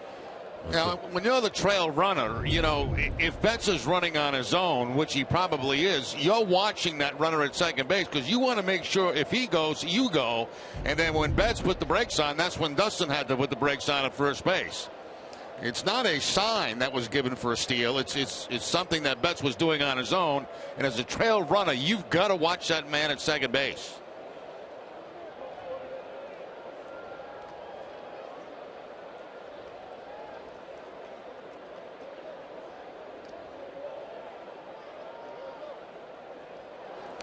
Bouncing in, Vogt knocks it down, then loses the ball. Now Pedroia takes off. Betts was already at third base. Pedroia was not going, but when Vogt loses the handle on the transfer, Is when Pedroia took off. I'm not sure Dustin knew where the ball was. You'll see it bounce up, and when you're at first base, you might lose sight of where that ball is. And I think that's why he didn't take off at first. Now, once he can clearly see it right there, that's when he takes off to second base. He took a look at Betts first to see if he was going. Then he picked up the baseball, and then he decided to get in the scoring position. So second and third now with 2 down and a count of 1-1 to Brock Holt.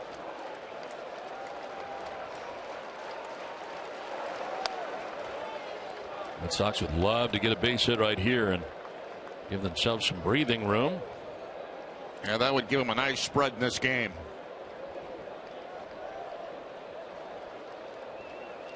Red Sox have left 5 men on base through the first 5 innings. Here they are in the 6th with an opportunity. And Holt is ahead 3-1.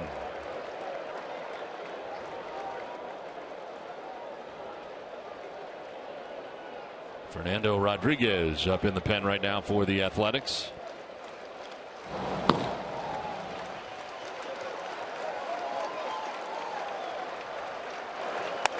Ball 4, and Brock Holt down to first base. 3rd walk of the inning. 1 was intentional, but 3 here for Drew Pomerantz.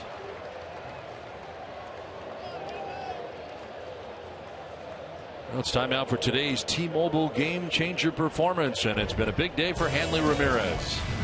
Straight away center field for a 2-run home run and a fastball out over the plate. Next time up, Ramirez gets a ground ball off the glove of Muncy at third base. And then a fastball in. He takes it right up the middle for the base hit. So a 3-for-3 afternoon going for Hanley. Here he is with the bases loaded, 2 down in the 6th inning.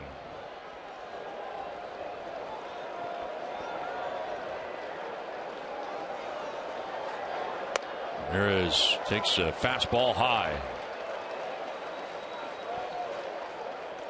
Only 1 for 8 in his career against Pomerantz. That one, though, is a home run. Career .284 hitter with the bases loaded, 6 grand slams to his credit.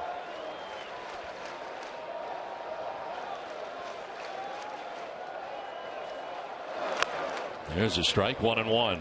Right down the middle as it turns out.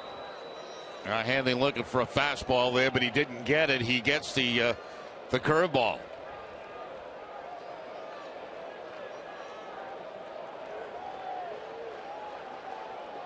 Betts at third, Pedroia at second, Holt at first, with 2 outs in the Boston 6th inning. Hanley will send a 1-hopper to second base. Sogard throws him out, and the Red Sox leave him loaded in the 6th inning, have a 4-1 lead through 6.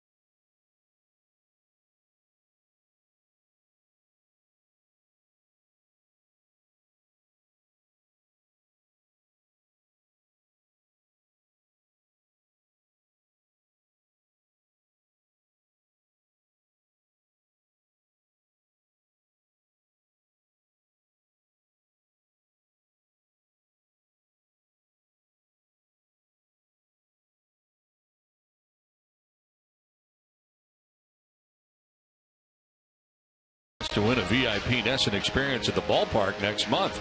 Visit NESN.com/survey during today's game for your chance to win. 4-1, the Red Sox have the lead over the Oakland A's. To the 7th inning we go. And a new pitcher for the Red Sox, Alexi Ogando. His 22nd appearance, 1-0 with a 4.15 earned run average. 16 strikeouts to 6 walks, and opponents hitting at 244 against Ogando. Max Muncy leading it off for the Athletics. Muncy had struck out twice against Joe Kelly today. Joe Kelly, a good outing today, 6 innings, 4 hits, 1 run. He walked 2 and struck out 6. Through 100 pitches to Joe Kelly. Fly ball to deep right field. De Aza going back onto the track. In front of the wall. Makes the catch out there in deep right field. Got turned around a little bit on that high fly ball. Spinning one way, then spinning back the other. And able to make that catch with about 3 feet to spare before he gets to that wall. Be tough looking up at that sun at this time of day also. One down here in the 7th inning. Mark Canha coming up. And 0 for 2. He is grounded out to first base, flied out to right field.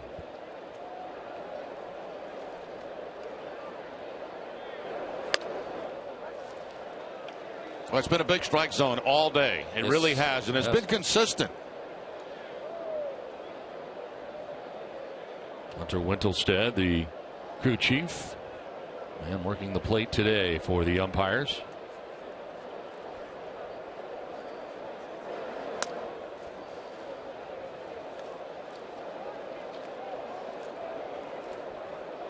Gondo last worked on Wednesday, game 1 of the day-night doubleheader against the Minnesota Twins. 2 innings, 3 hits, 2 earned runs. Bouncing to the backstop.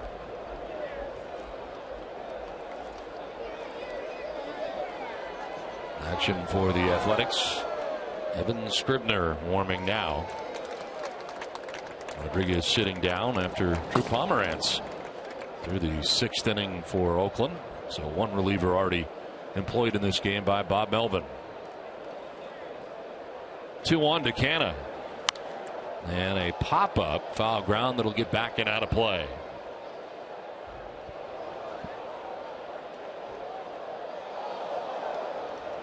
Well, Gondo has been better at home than he has been on the road. A 3.18 ERA in 9 previous appearances here at Fenway, compared to a 5.23 ERA in 12 road games.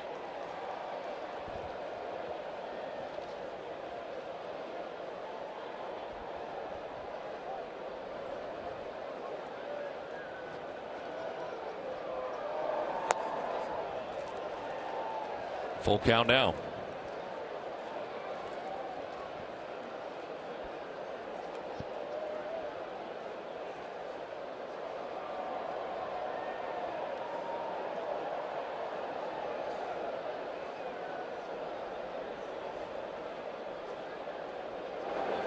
Canha drills this to left, high and deep, and it is gone. A home run. Canha's 7th home run of the year. And the Oakland A's are going to get their 2nd run of this game. It is now 4-2. Red Sox on top. A line drive home run just up over the left field wall here and below the light stanchion. Yeah, right on top of that lip that's up on top of the green monster. 3-2 fastball right down the middle. And number 7 on the season. Canha.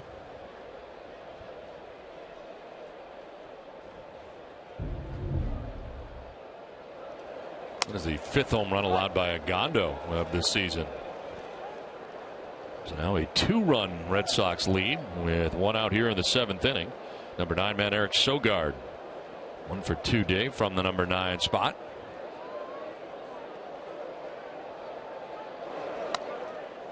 There's a strike, strike 2.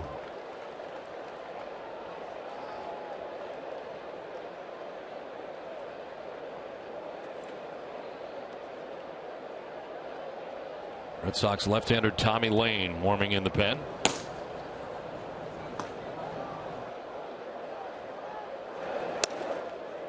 Very high for ball one.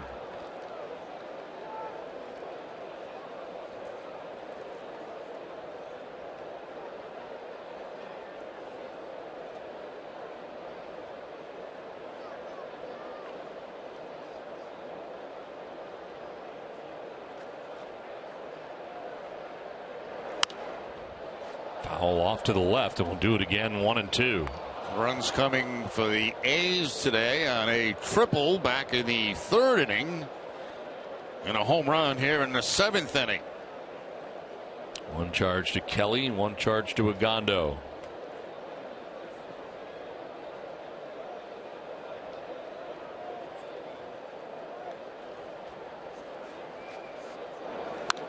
Another foul backing out of play.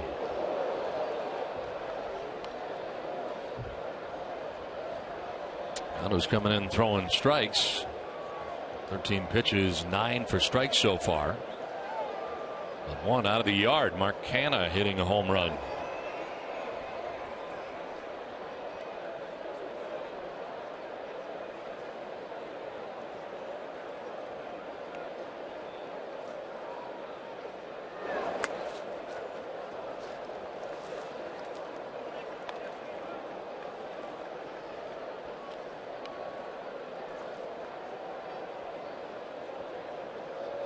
Top of the order, Billy Burns waiting on deck with one out here in the seventh.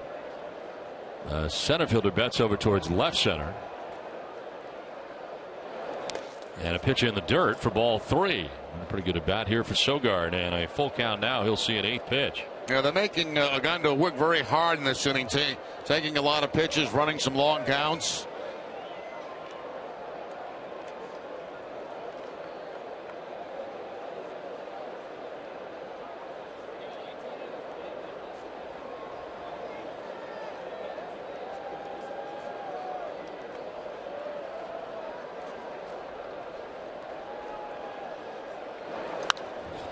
Popped up right side. Napoli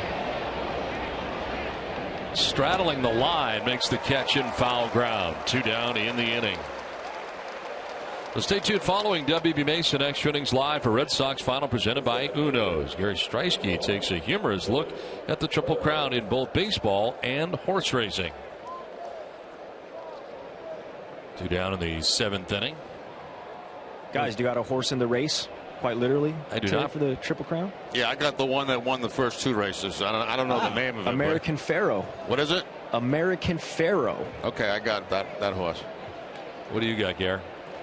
I don't know. Whatever you guys were going to go with, pretty much.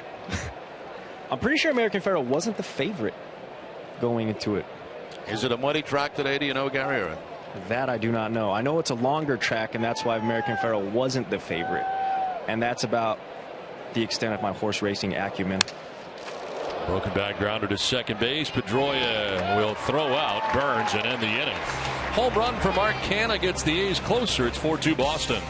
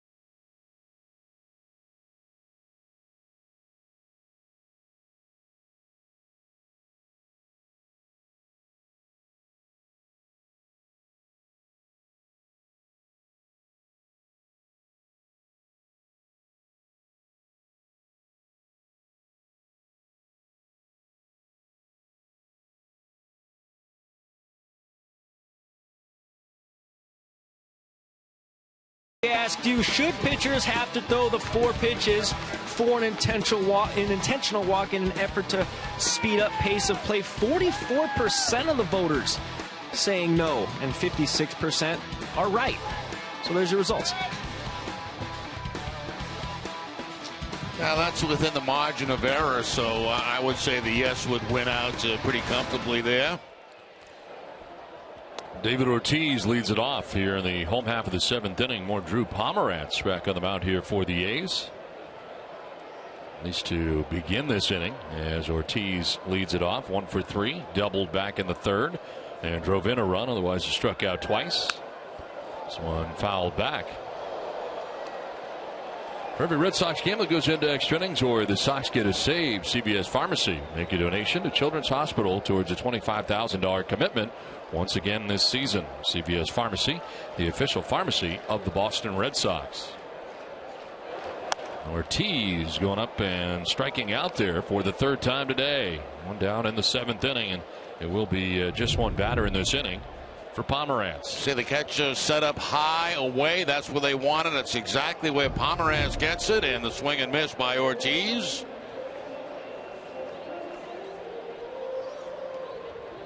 So that'll do it for Pomeranz, as Scribner will make his way in here for the A's. 1 out, bottom of the 7th inning, pitching change from Fenway.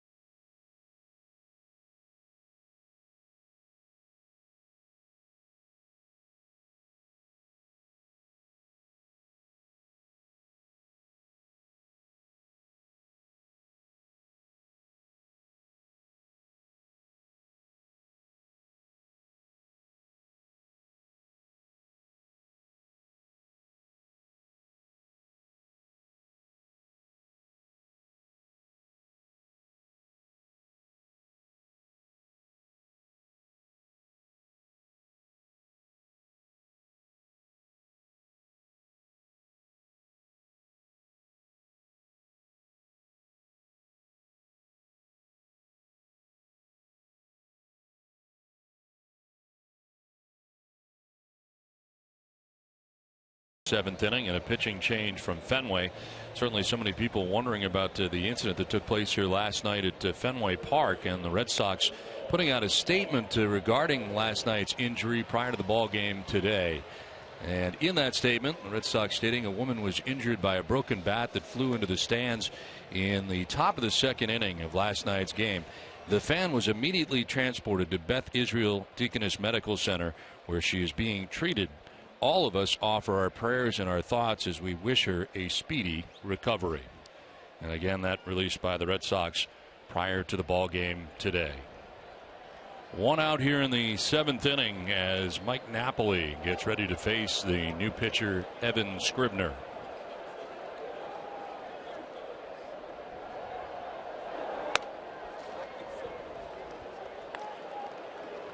Scribner is the 3rd pitcher for the Oakland A's today. His 27th appearance, 1-0, the 2.05 earned run average.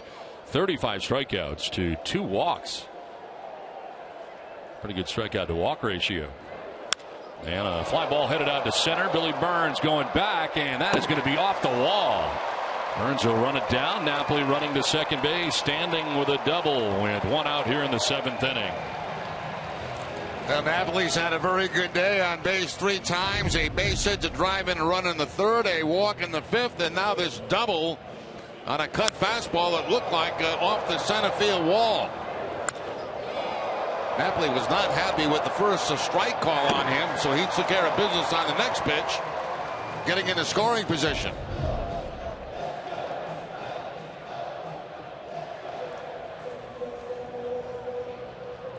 So a 1-out double for Mike Napoli, second hit of the day, and it brings up Xander Bogaerts. He had a single back in the second inning, 1 for 3.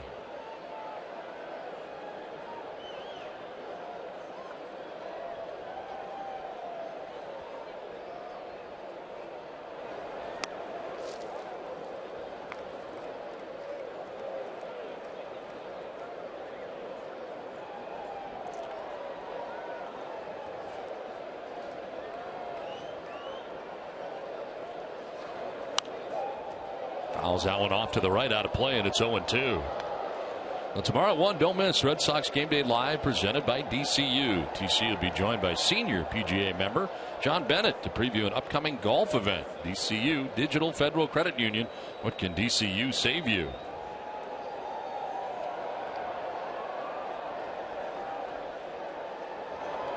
No 2 pitch, fouled off again.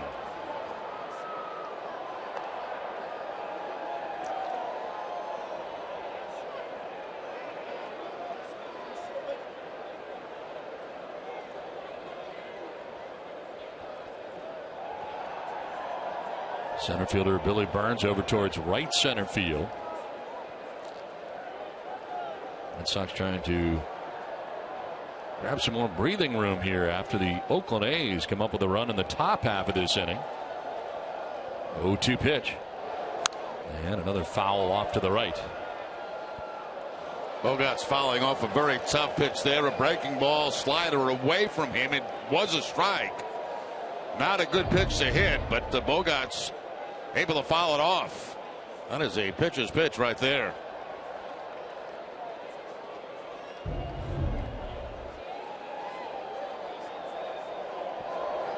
Swing and a miss, and Bogaerts strikes out, so Scribner finally gets him for the second out here of the 7th inning. He goes from a slider away to a curveball, and the curveball pretty much a 12-6 type curveball that strikes Bogaerts out on.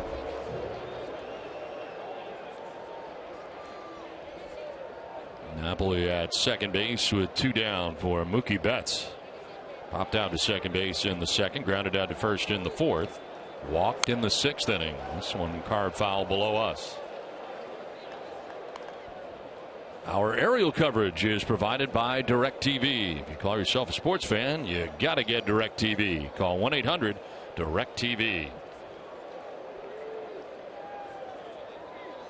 2 outs in the 7th with Napoli at second base.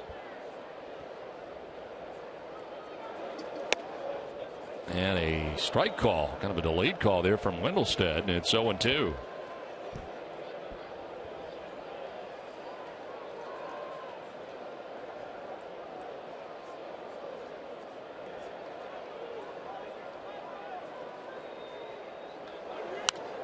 Fouled off to the right, out of play.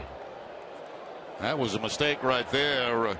They wanted to go away from Betts with the fastball. Instead, they throw him right down the middle of the plate, and Betts fouls it off. You see the catch is set up away. That ball stays inside. And that's where Mookie likes it, but he fouled it off. Another foul off to the right, out of play. Double-barreled action for the Red Sox in the pen. Tommy Lane and Matt Barnes.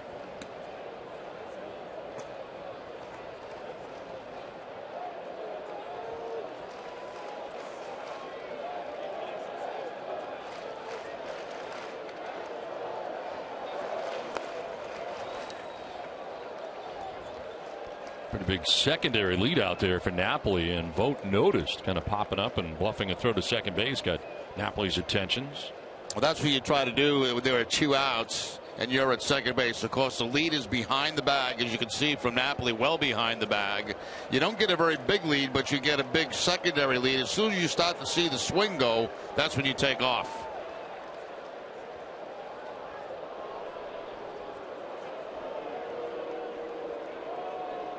There's Napoli going behind the bag to get a better angle on the cut at third base. A few steps to his right. Another foul off to the right, and Betts will see a 7th pitch.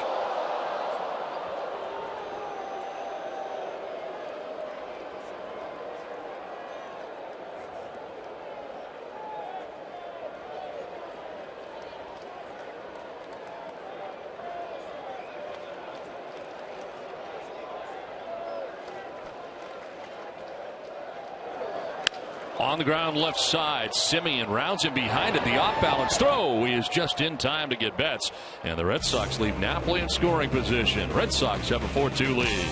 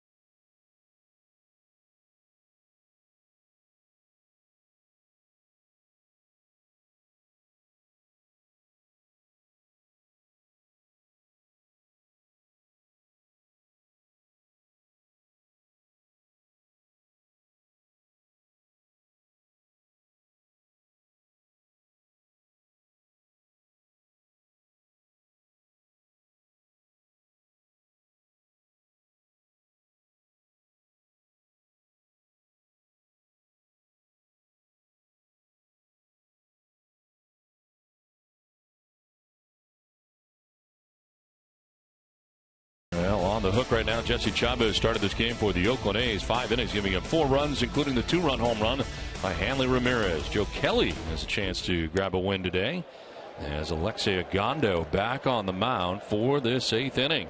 At least to start it, dealing with Ben Zobrist. Red Sox have had double-barreled action in the pen. And Zobrist taking a pitch down low to even the count of 1-1. Same guys still up, Tommy Lane and Matt Barnes, but it's Ogando out there after pitching the 7th, starting the 8th.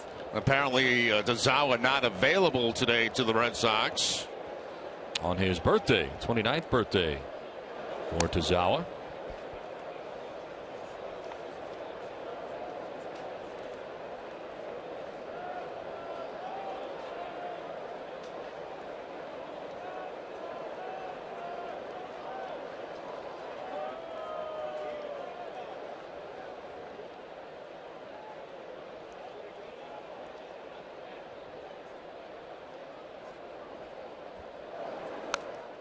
Zobrist will take ball 3, and it's 3-1. 3 ground ball outs for Zobrist in this game, but all that was against Joe Kelly. Toughest part of the order here: Zobrist, Vogt, and Butler. Anybody gets on, Josh Reddick will have a chance.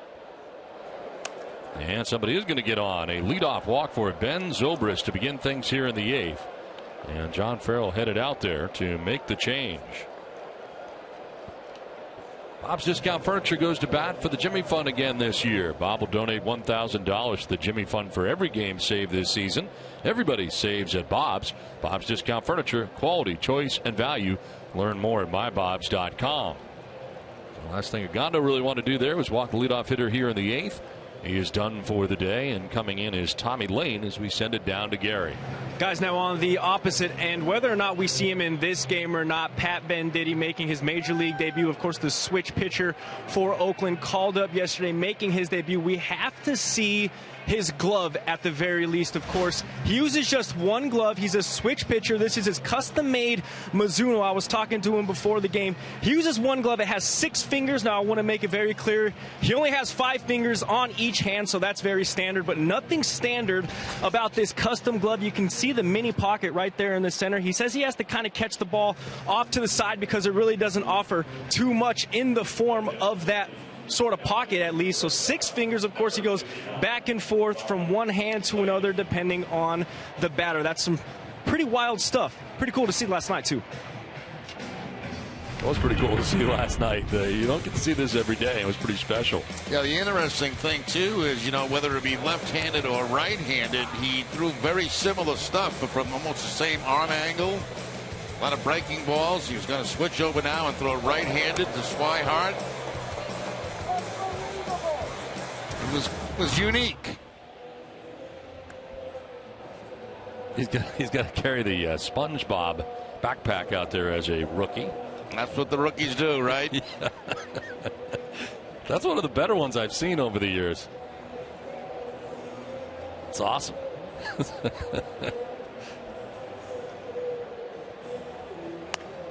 Now a walk to begin this inning. Ben Zobrist aboard as Stephen Vogt will be the next hitter. And he'll face the new Red Sox pitcher, Tommy Lane, his 20th appearance of the year, 0-1 with a 2.76 ERA, 15 strikeouts to 8 walks, and opponent sitting at 207 against Lane.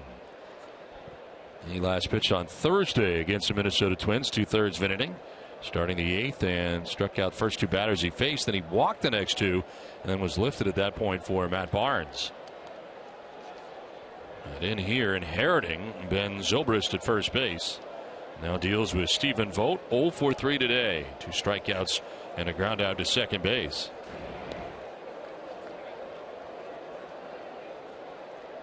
Tommy Lane has retired, the first batter that he has faced in 15 straight outings, beginning May the 1st. And overall, 18 of 19 appearances. He's also been very good at stranding runners. 10 of 11 inherited runners have been stranded this year by Tommy Lane, and that's the idea here, as he inherits Zobrist at first base. He may be in for only one hitter. You got Billy Butler, the right-hander, on deck.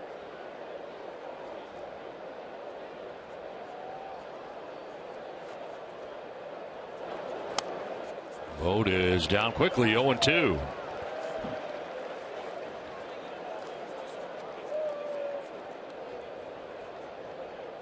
There is Billy Butler on deck.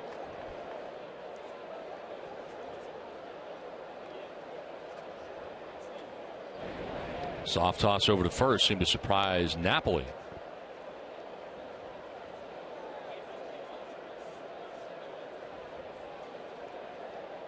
There go Flaherty in the pen now for Oakland. And a swing and a foul tip held on to by Blake Swihart. Strike 3 on Stephen Vogt. 3rd time he struck out. First out of the 8th. Good breaking ball there by Tommy Lane as he keeps it away from Vogt. Starts it inside corner, finishes off the outside edge. So with 1 out and 1 on, here is Billy Butler. Butler today is fly to center, grounded to short, and line to right. There is strike 1. First time that Butler has faced Tommy Lane.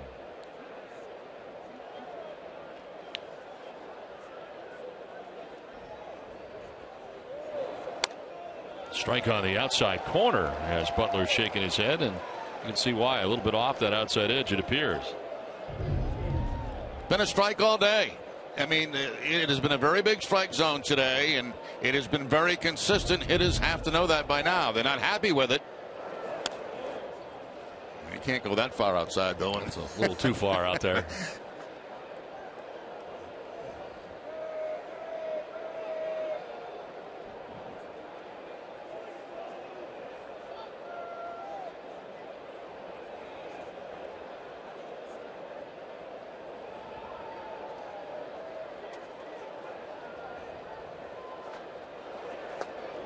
As I'm jumping out of the way of a pitch down and in.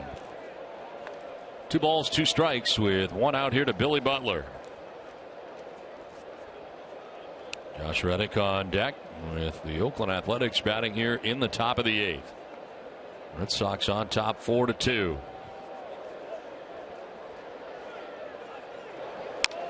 Grounded foul. HB Hood is a sponsor of the Red Sox Foundation, which has now provided more than $75 million to make dreams come true for the families of New England. We thank Hood and we salute the Red Sox Foundation.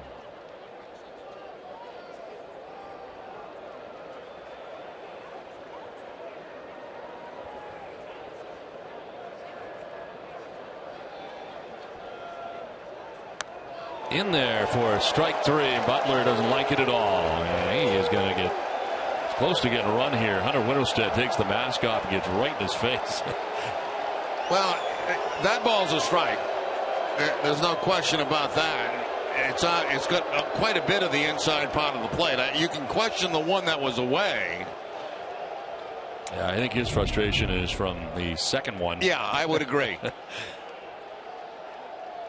You see that ball there had quite a bit of home plate, so Butler's probably questioning, what is a strike? You call one away, now you call one in. And Winterstead had his explanation for what he thought was a strike.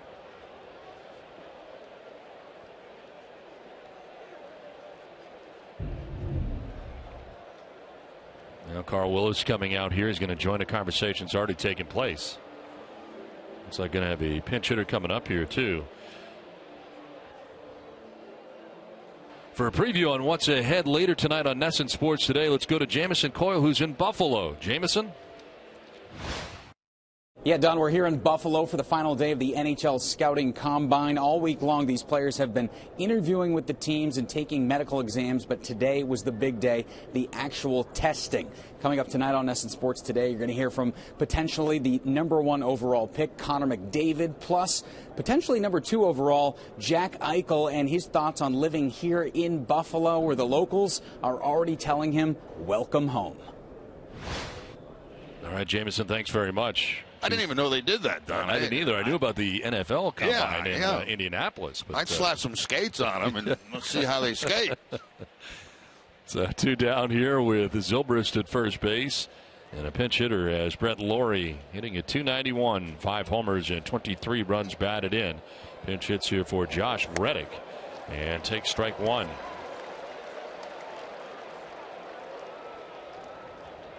Lane coming in here and doing a very nice job striking out Vogt and Butler. There's Reddick, who was on base twice in this game, a double and a walk. Also a strikeout. Now, Lowry's got some power last night in the ball game, hitting the home run here at Fenway Park, so you got to be very careful with him in this 2-run ball game.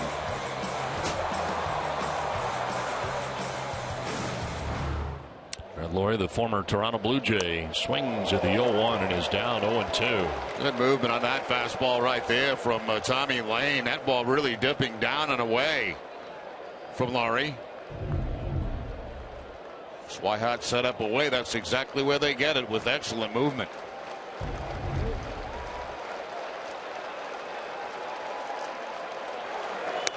Outside, and Laurie not chasing. 1-2. That's 4 games for Brett Laurie.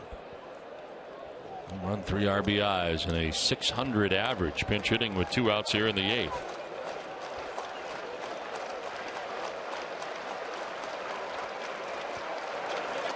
Inside, lunging out over the plate at that. 2-2.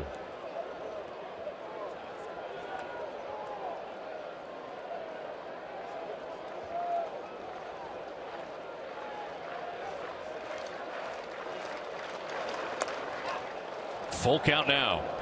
And getting his start at first base will be Ben Zobrist with 2 outs in the inning. Marcus Semien waiting on deck. Holt right on that line at third base. He shifts over there on the 3-2 count. Trying to keep the ball out of the corner.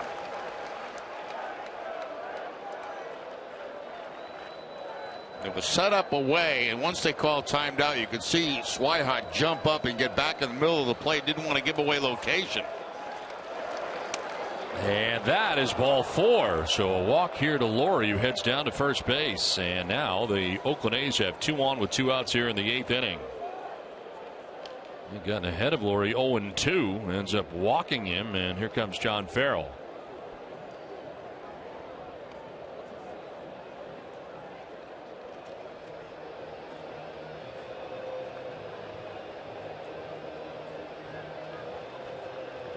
4-2. Red Sox have the lead over the Oakland A's, but they are threatening. Matt Barnes will be coming in. The pitching change from Fenway.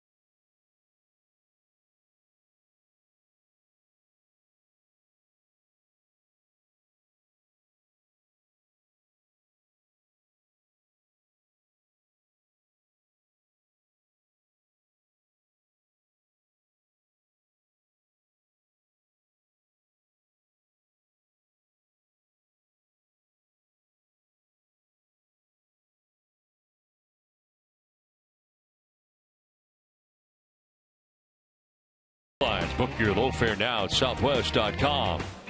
Your local Subaru dealers. Digital Federal Credit Union. See what DCU can save you. And by the Scion TC. 4-2. Red Sox have the lead over the Oakland A's right now with 2 outs in the 8th inning. A pinch runner now at first base. Sam Fuld taking over for Brett Lawrie, who had just walked. And Fuld likely staying in the game and going to the outfield. As a new pitcher for the Red Sox is Matt Barnes. His 12th appearance, 2-0 with a 1.98 earned run average. 11 strikeouts to 5 walks, and opponent sitting at 305 against Barnes. He comes in here with Ben Zobrist at second, Sam Fuld at first, and Marcus Semien coming up.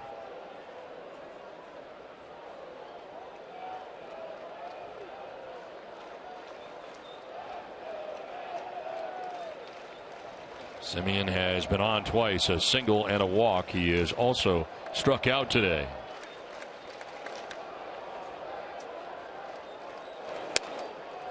In there for a strike, and it's 0-1. 97 on that first fastball by Barnes.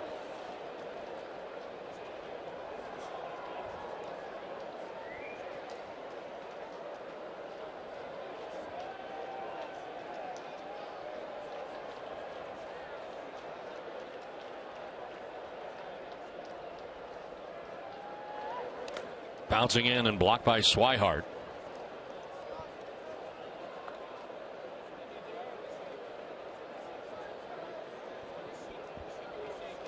Big play by Swihart there. There's a changeup, and he was able to control that and keep the potential tying run off second base.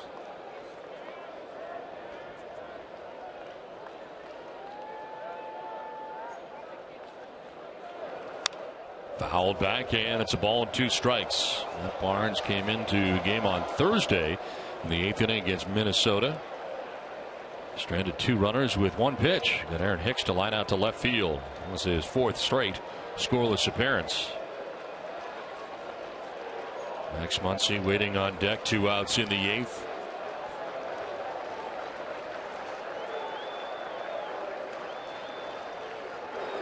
Semien went around and struck out. Barnes gets him to end the 8th and to end the threat. 4-2 Boston.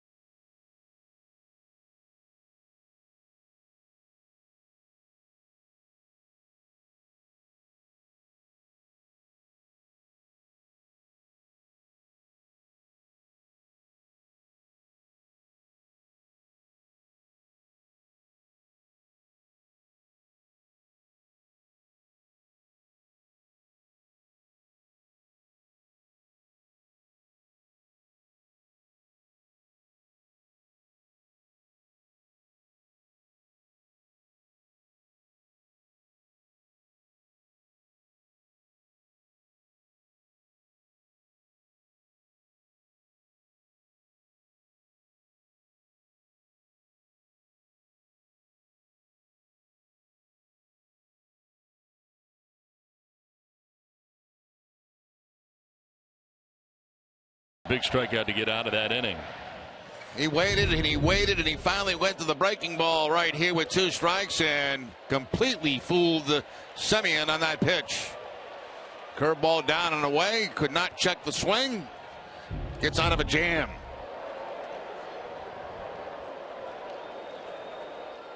Sam Fuld taking over in right field now, as he pinch ran for Laurie, who had pinch hit for Reddick. New pitcher is Eric O'Flaherty, his 10th appearance, 0-2. ERA up over 10. 8 strikeouts, 5 walks. Opponent sitting at .343 against O'Flaherty.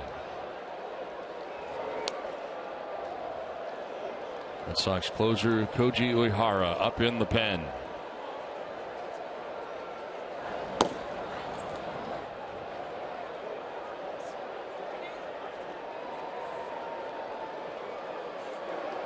Bunt bid, De Aza pops it up, and from first, coming over to get it is Canna.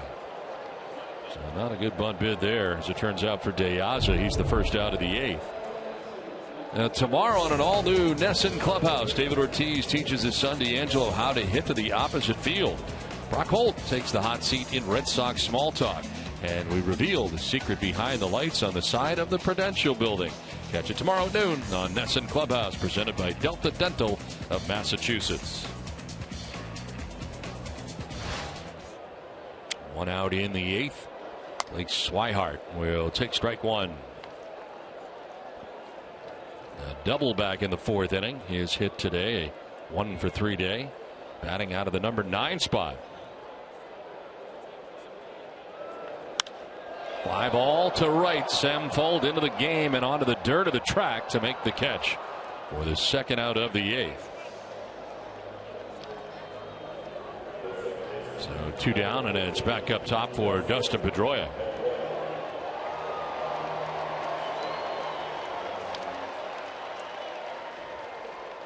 Dustin has struck out, grounded out, singled in the infield, and was intentionally walked last time up.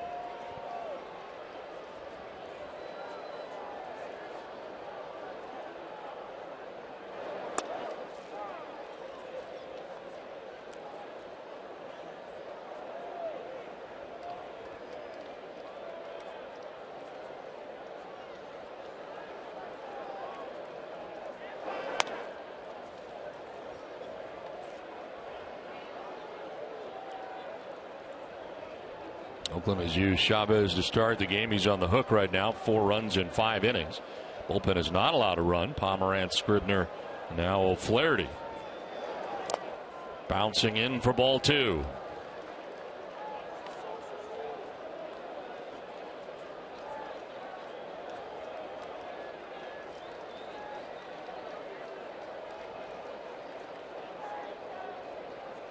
Flaherty had a shoulder strain that had him on the DL. Just reactivated on Tuesday by the Oakland A's. Ball 3, 3-1.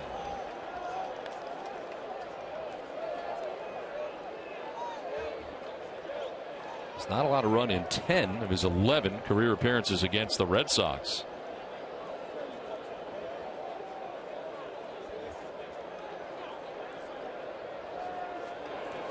Inside, that's ball 4. Pedroia down to first base with a 2-out walk here in the 8th inning. Second time he has walked. There's 5 walks in the game now allowed by Oakland A's pitching. And it'll bring up Brock Holt. A single in the first, lined out to short in the 3rd, flied out to left in the 4th inning before a walk in the 6th inning. So on twice in this game. There's strike 1.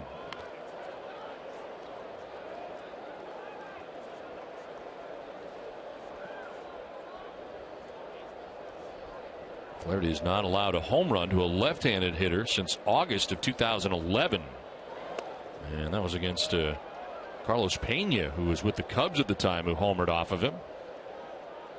It's played by Stephen Vogt. No advance at first base for Pedroia. It's a little bit surprising, too, because, you know, he's one of those over-the-top type left-handers. There doesn't seem to be a lot of deception in his delivery, but very effective as far as not giving up those homers.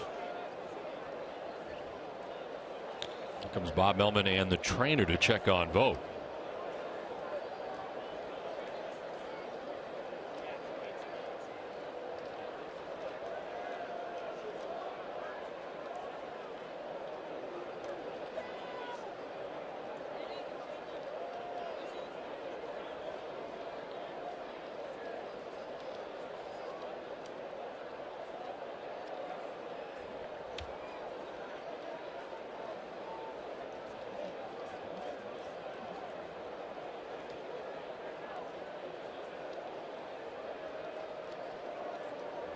They're going to stay in the game here. They check on him.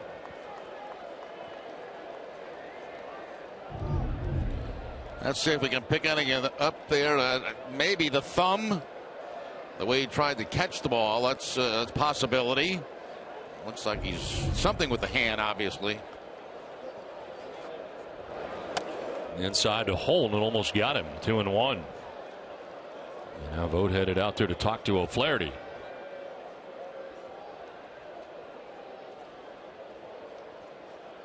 Our aerial coverage is provided by DirecTV. If you call yourself a sports fan, you got to get DirecTV. Call 1-800-DirecTV.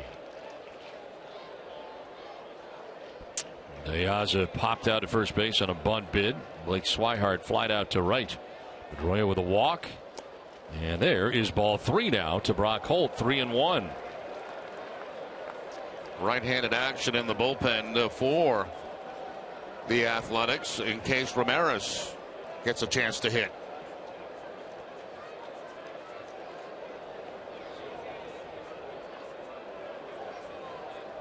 Fernando Rodriguez.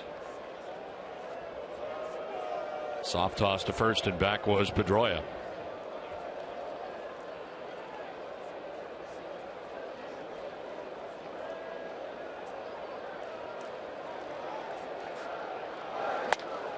Ball 4, back-to-back walks allowed by O'Flaherty. And the Red Sox have 2 on with 2 outs. And here comes Bob Melvin with Hanley Ramirez coming up. And he will make the move to bring in Rodriguez, who has been warming in the pen.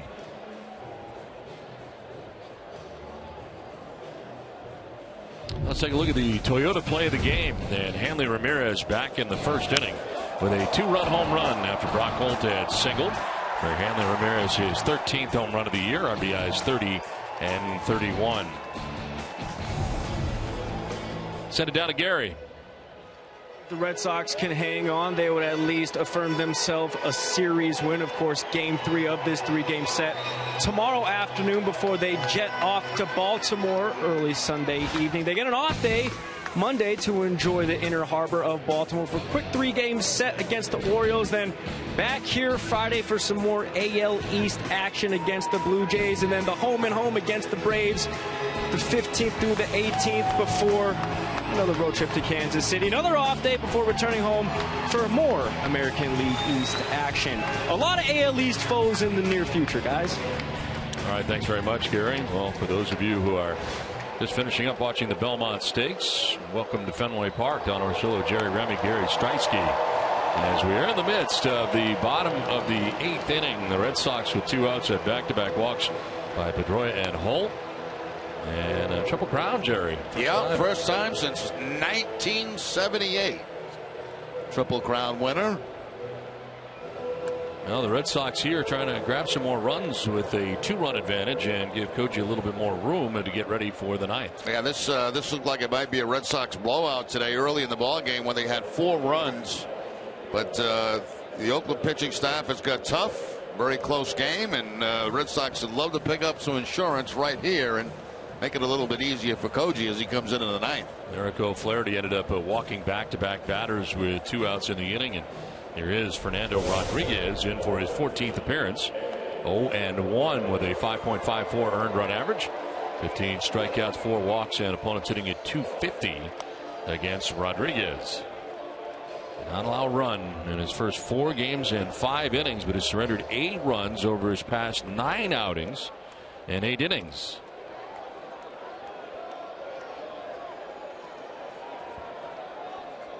Hanley Ramirez with 3 hits on the day. We showed you the home run. Also has an infield hit to third and a single to center.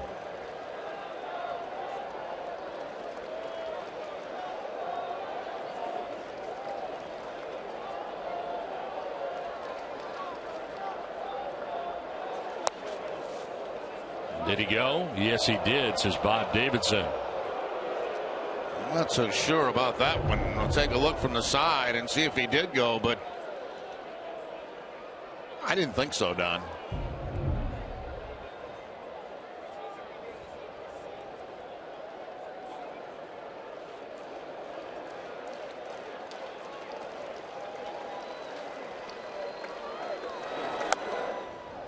Runs it inside and just misses. 1-1.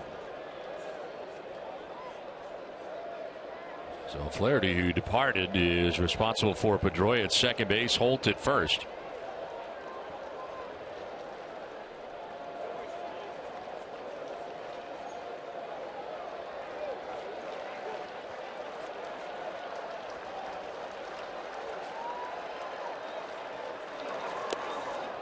Another check swinging a ball in the dirt, and it's 2-1.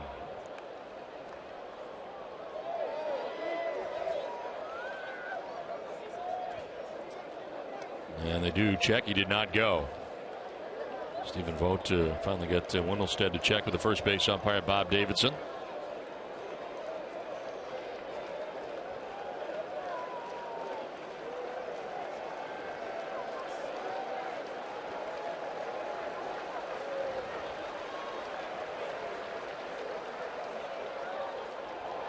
No throw from Rodriguez is spiraled off the backside of the hill.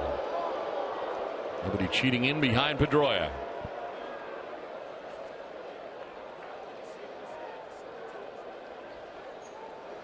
Red Sox have left 9 men on base through the first 7 innings. They have 2 on here with 2 outs in the 8th.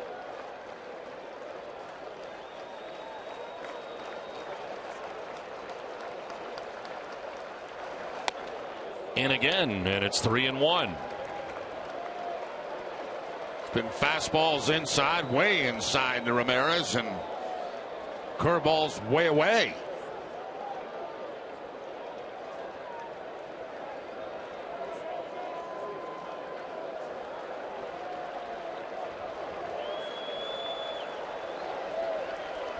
(3-1) pitch to Hanley Ramirez, and he drives it foul off to the right out of play. That time they go back to the fastball, but it is away. You can see Ramirez asking the umpire, was that a strike? And the umpire pointing that no, it was outside. Watch Ramirez ask the umpire, and he'll give him the sign, no, it's away. All day it's been a strike. Yeah.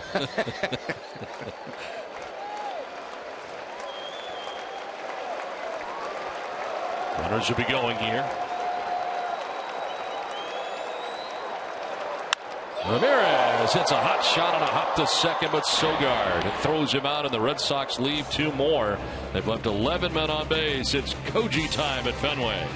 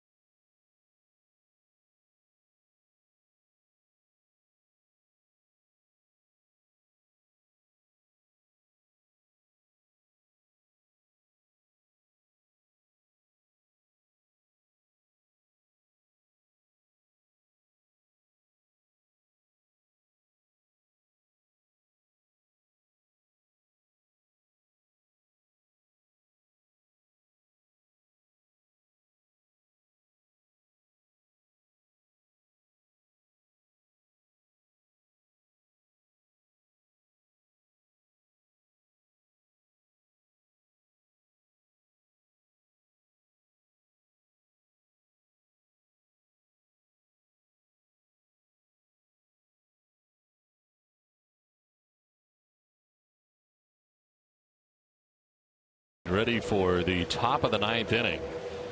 As the defensive changes for the Red Sox, Rusney Castillo checks into the game in right field, while Alejandro De Aza moves from right field to left field. And the new pitcher for the Red Sox, their closer, Koji Uehara. His 22nd appearance of the year, 2-3 with a 2.50 earned run average, 12 out of 14 in save opportunities, 20 strikeouts to 6 walks, and opponents hitting at 197 against Uehara. Recorded his 12th save of the season last night against these Oakland A's. 1 inning, 2 hits, a strikeout. Was his 59th career save as a member of the Red Sox.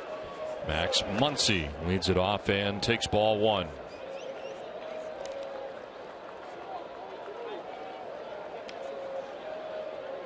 Muncy has struck out twice and flied out deeply to right.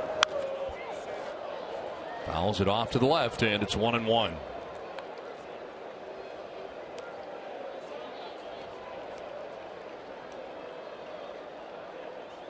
Mark Canha waiting on deck, and then Eric Sogard expected in the inning. Uehara dealing with the 7, 8, and 9 men in the order. And a swing and a miss. 87-mile-an-hour fastball that he gets by him. As so far, Koji keeping everything away. Fastball to the outside part of the plate.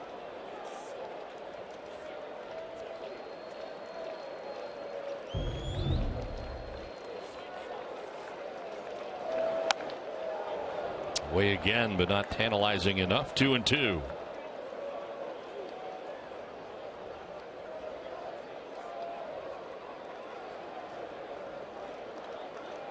Staying with the fastball. And a foul tip into the catcher's mitt for strike 3. Koji able to get Muncy. That's the 10th strikeout for Red Sox pitching in the game. 1 down. Now, as a hitter, when you're facing Uehara, you got to think, well, he's going to throw me that split. I mean, it's going to happen, and it didn't happen here. He just stays with the fastball and picks up the strikeout.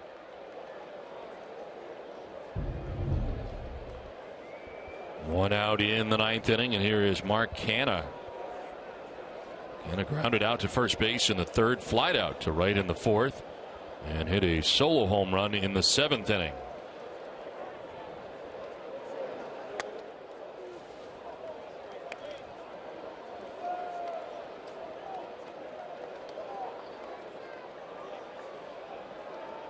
Eric Sogard waiting on deck here for Oakland with 1 out in the 9th. There's a strike, and it is 1-1. The fastball right down the middle.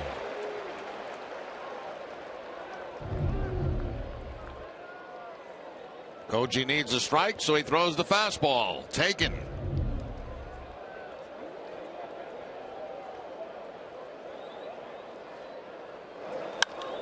Fly ball to right field. Deep was Castillo, but he comes in and over to make the catch for the 2nd out of the 9th.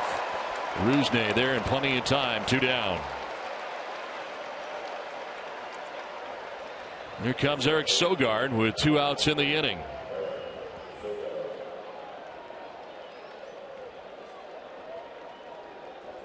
Sogard singled to center field in the 3rd, scored a run. He is fly to left and fouled out to Mike Napoli, the first baseman in this game.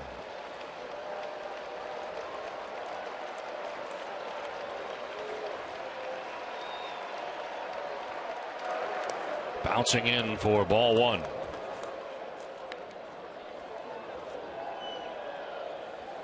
One for 3 with a home run for Sogard against Koji Uehara in his career.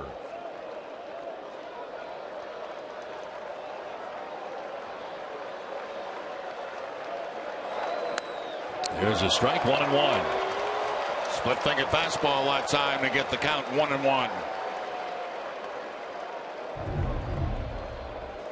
Just trying to throw it for strike.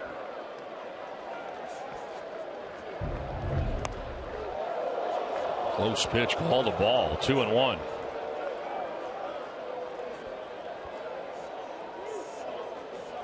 Are able to get Muncy to strike out, Canha fly out. Now ground ball by the mound. Pedroia to the backhand. His double pump is in time, and the Red Sox win. A little trouble getting out of the glove there at first, but he ranged to his right and throws out Sogard at first base to end the ball game. as the Red Sox beat Oakland 4-2. It is the 13th save of the year for Koji Uehara. A victory in this game for Joe Kelly, who is now 2-4, and Jesse Chavez takes the loss. The Red Sox have already won this series now, winning last night and winning here today.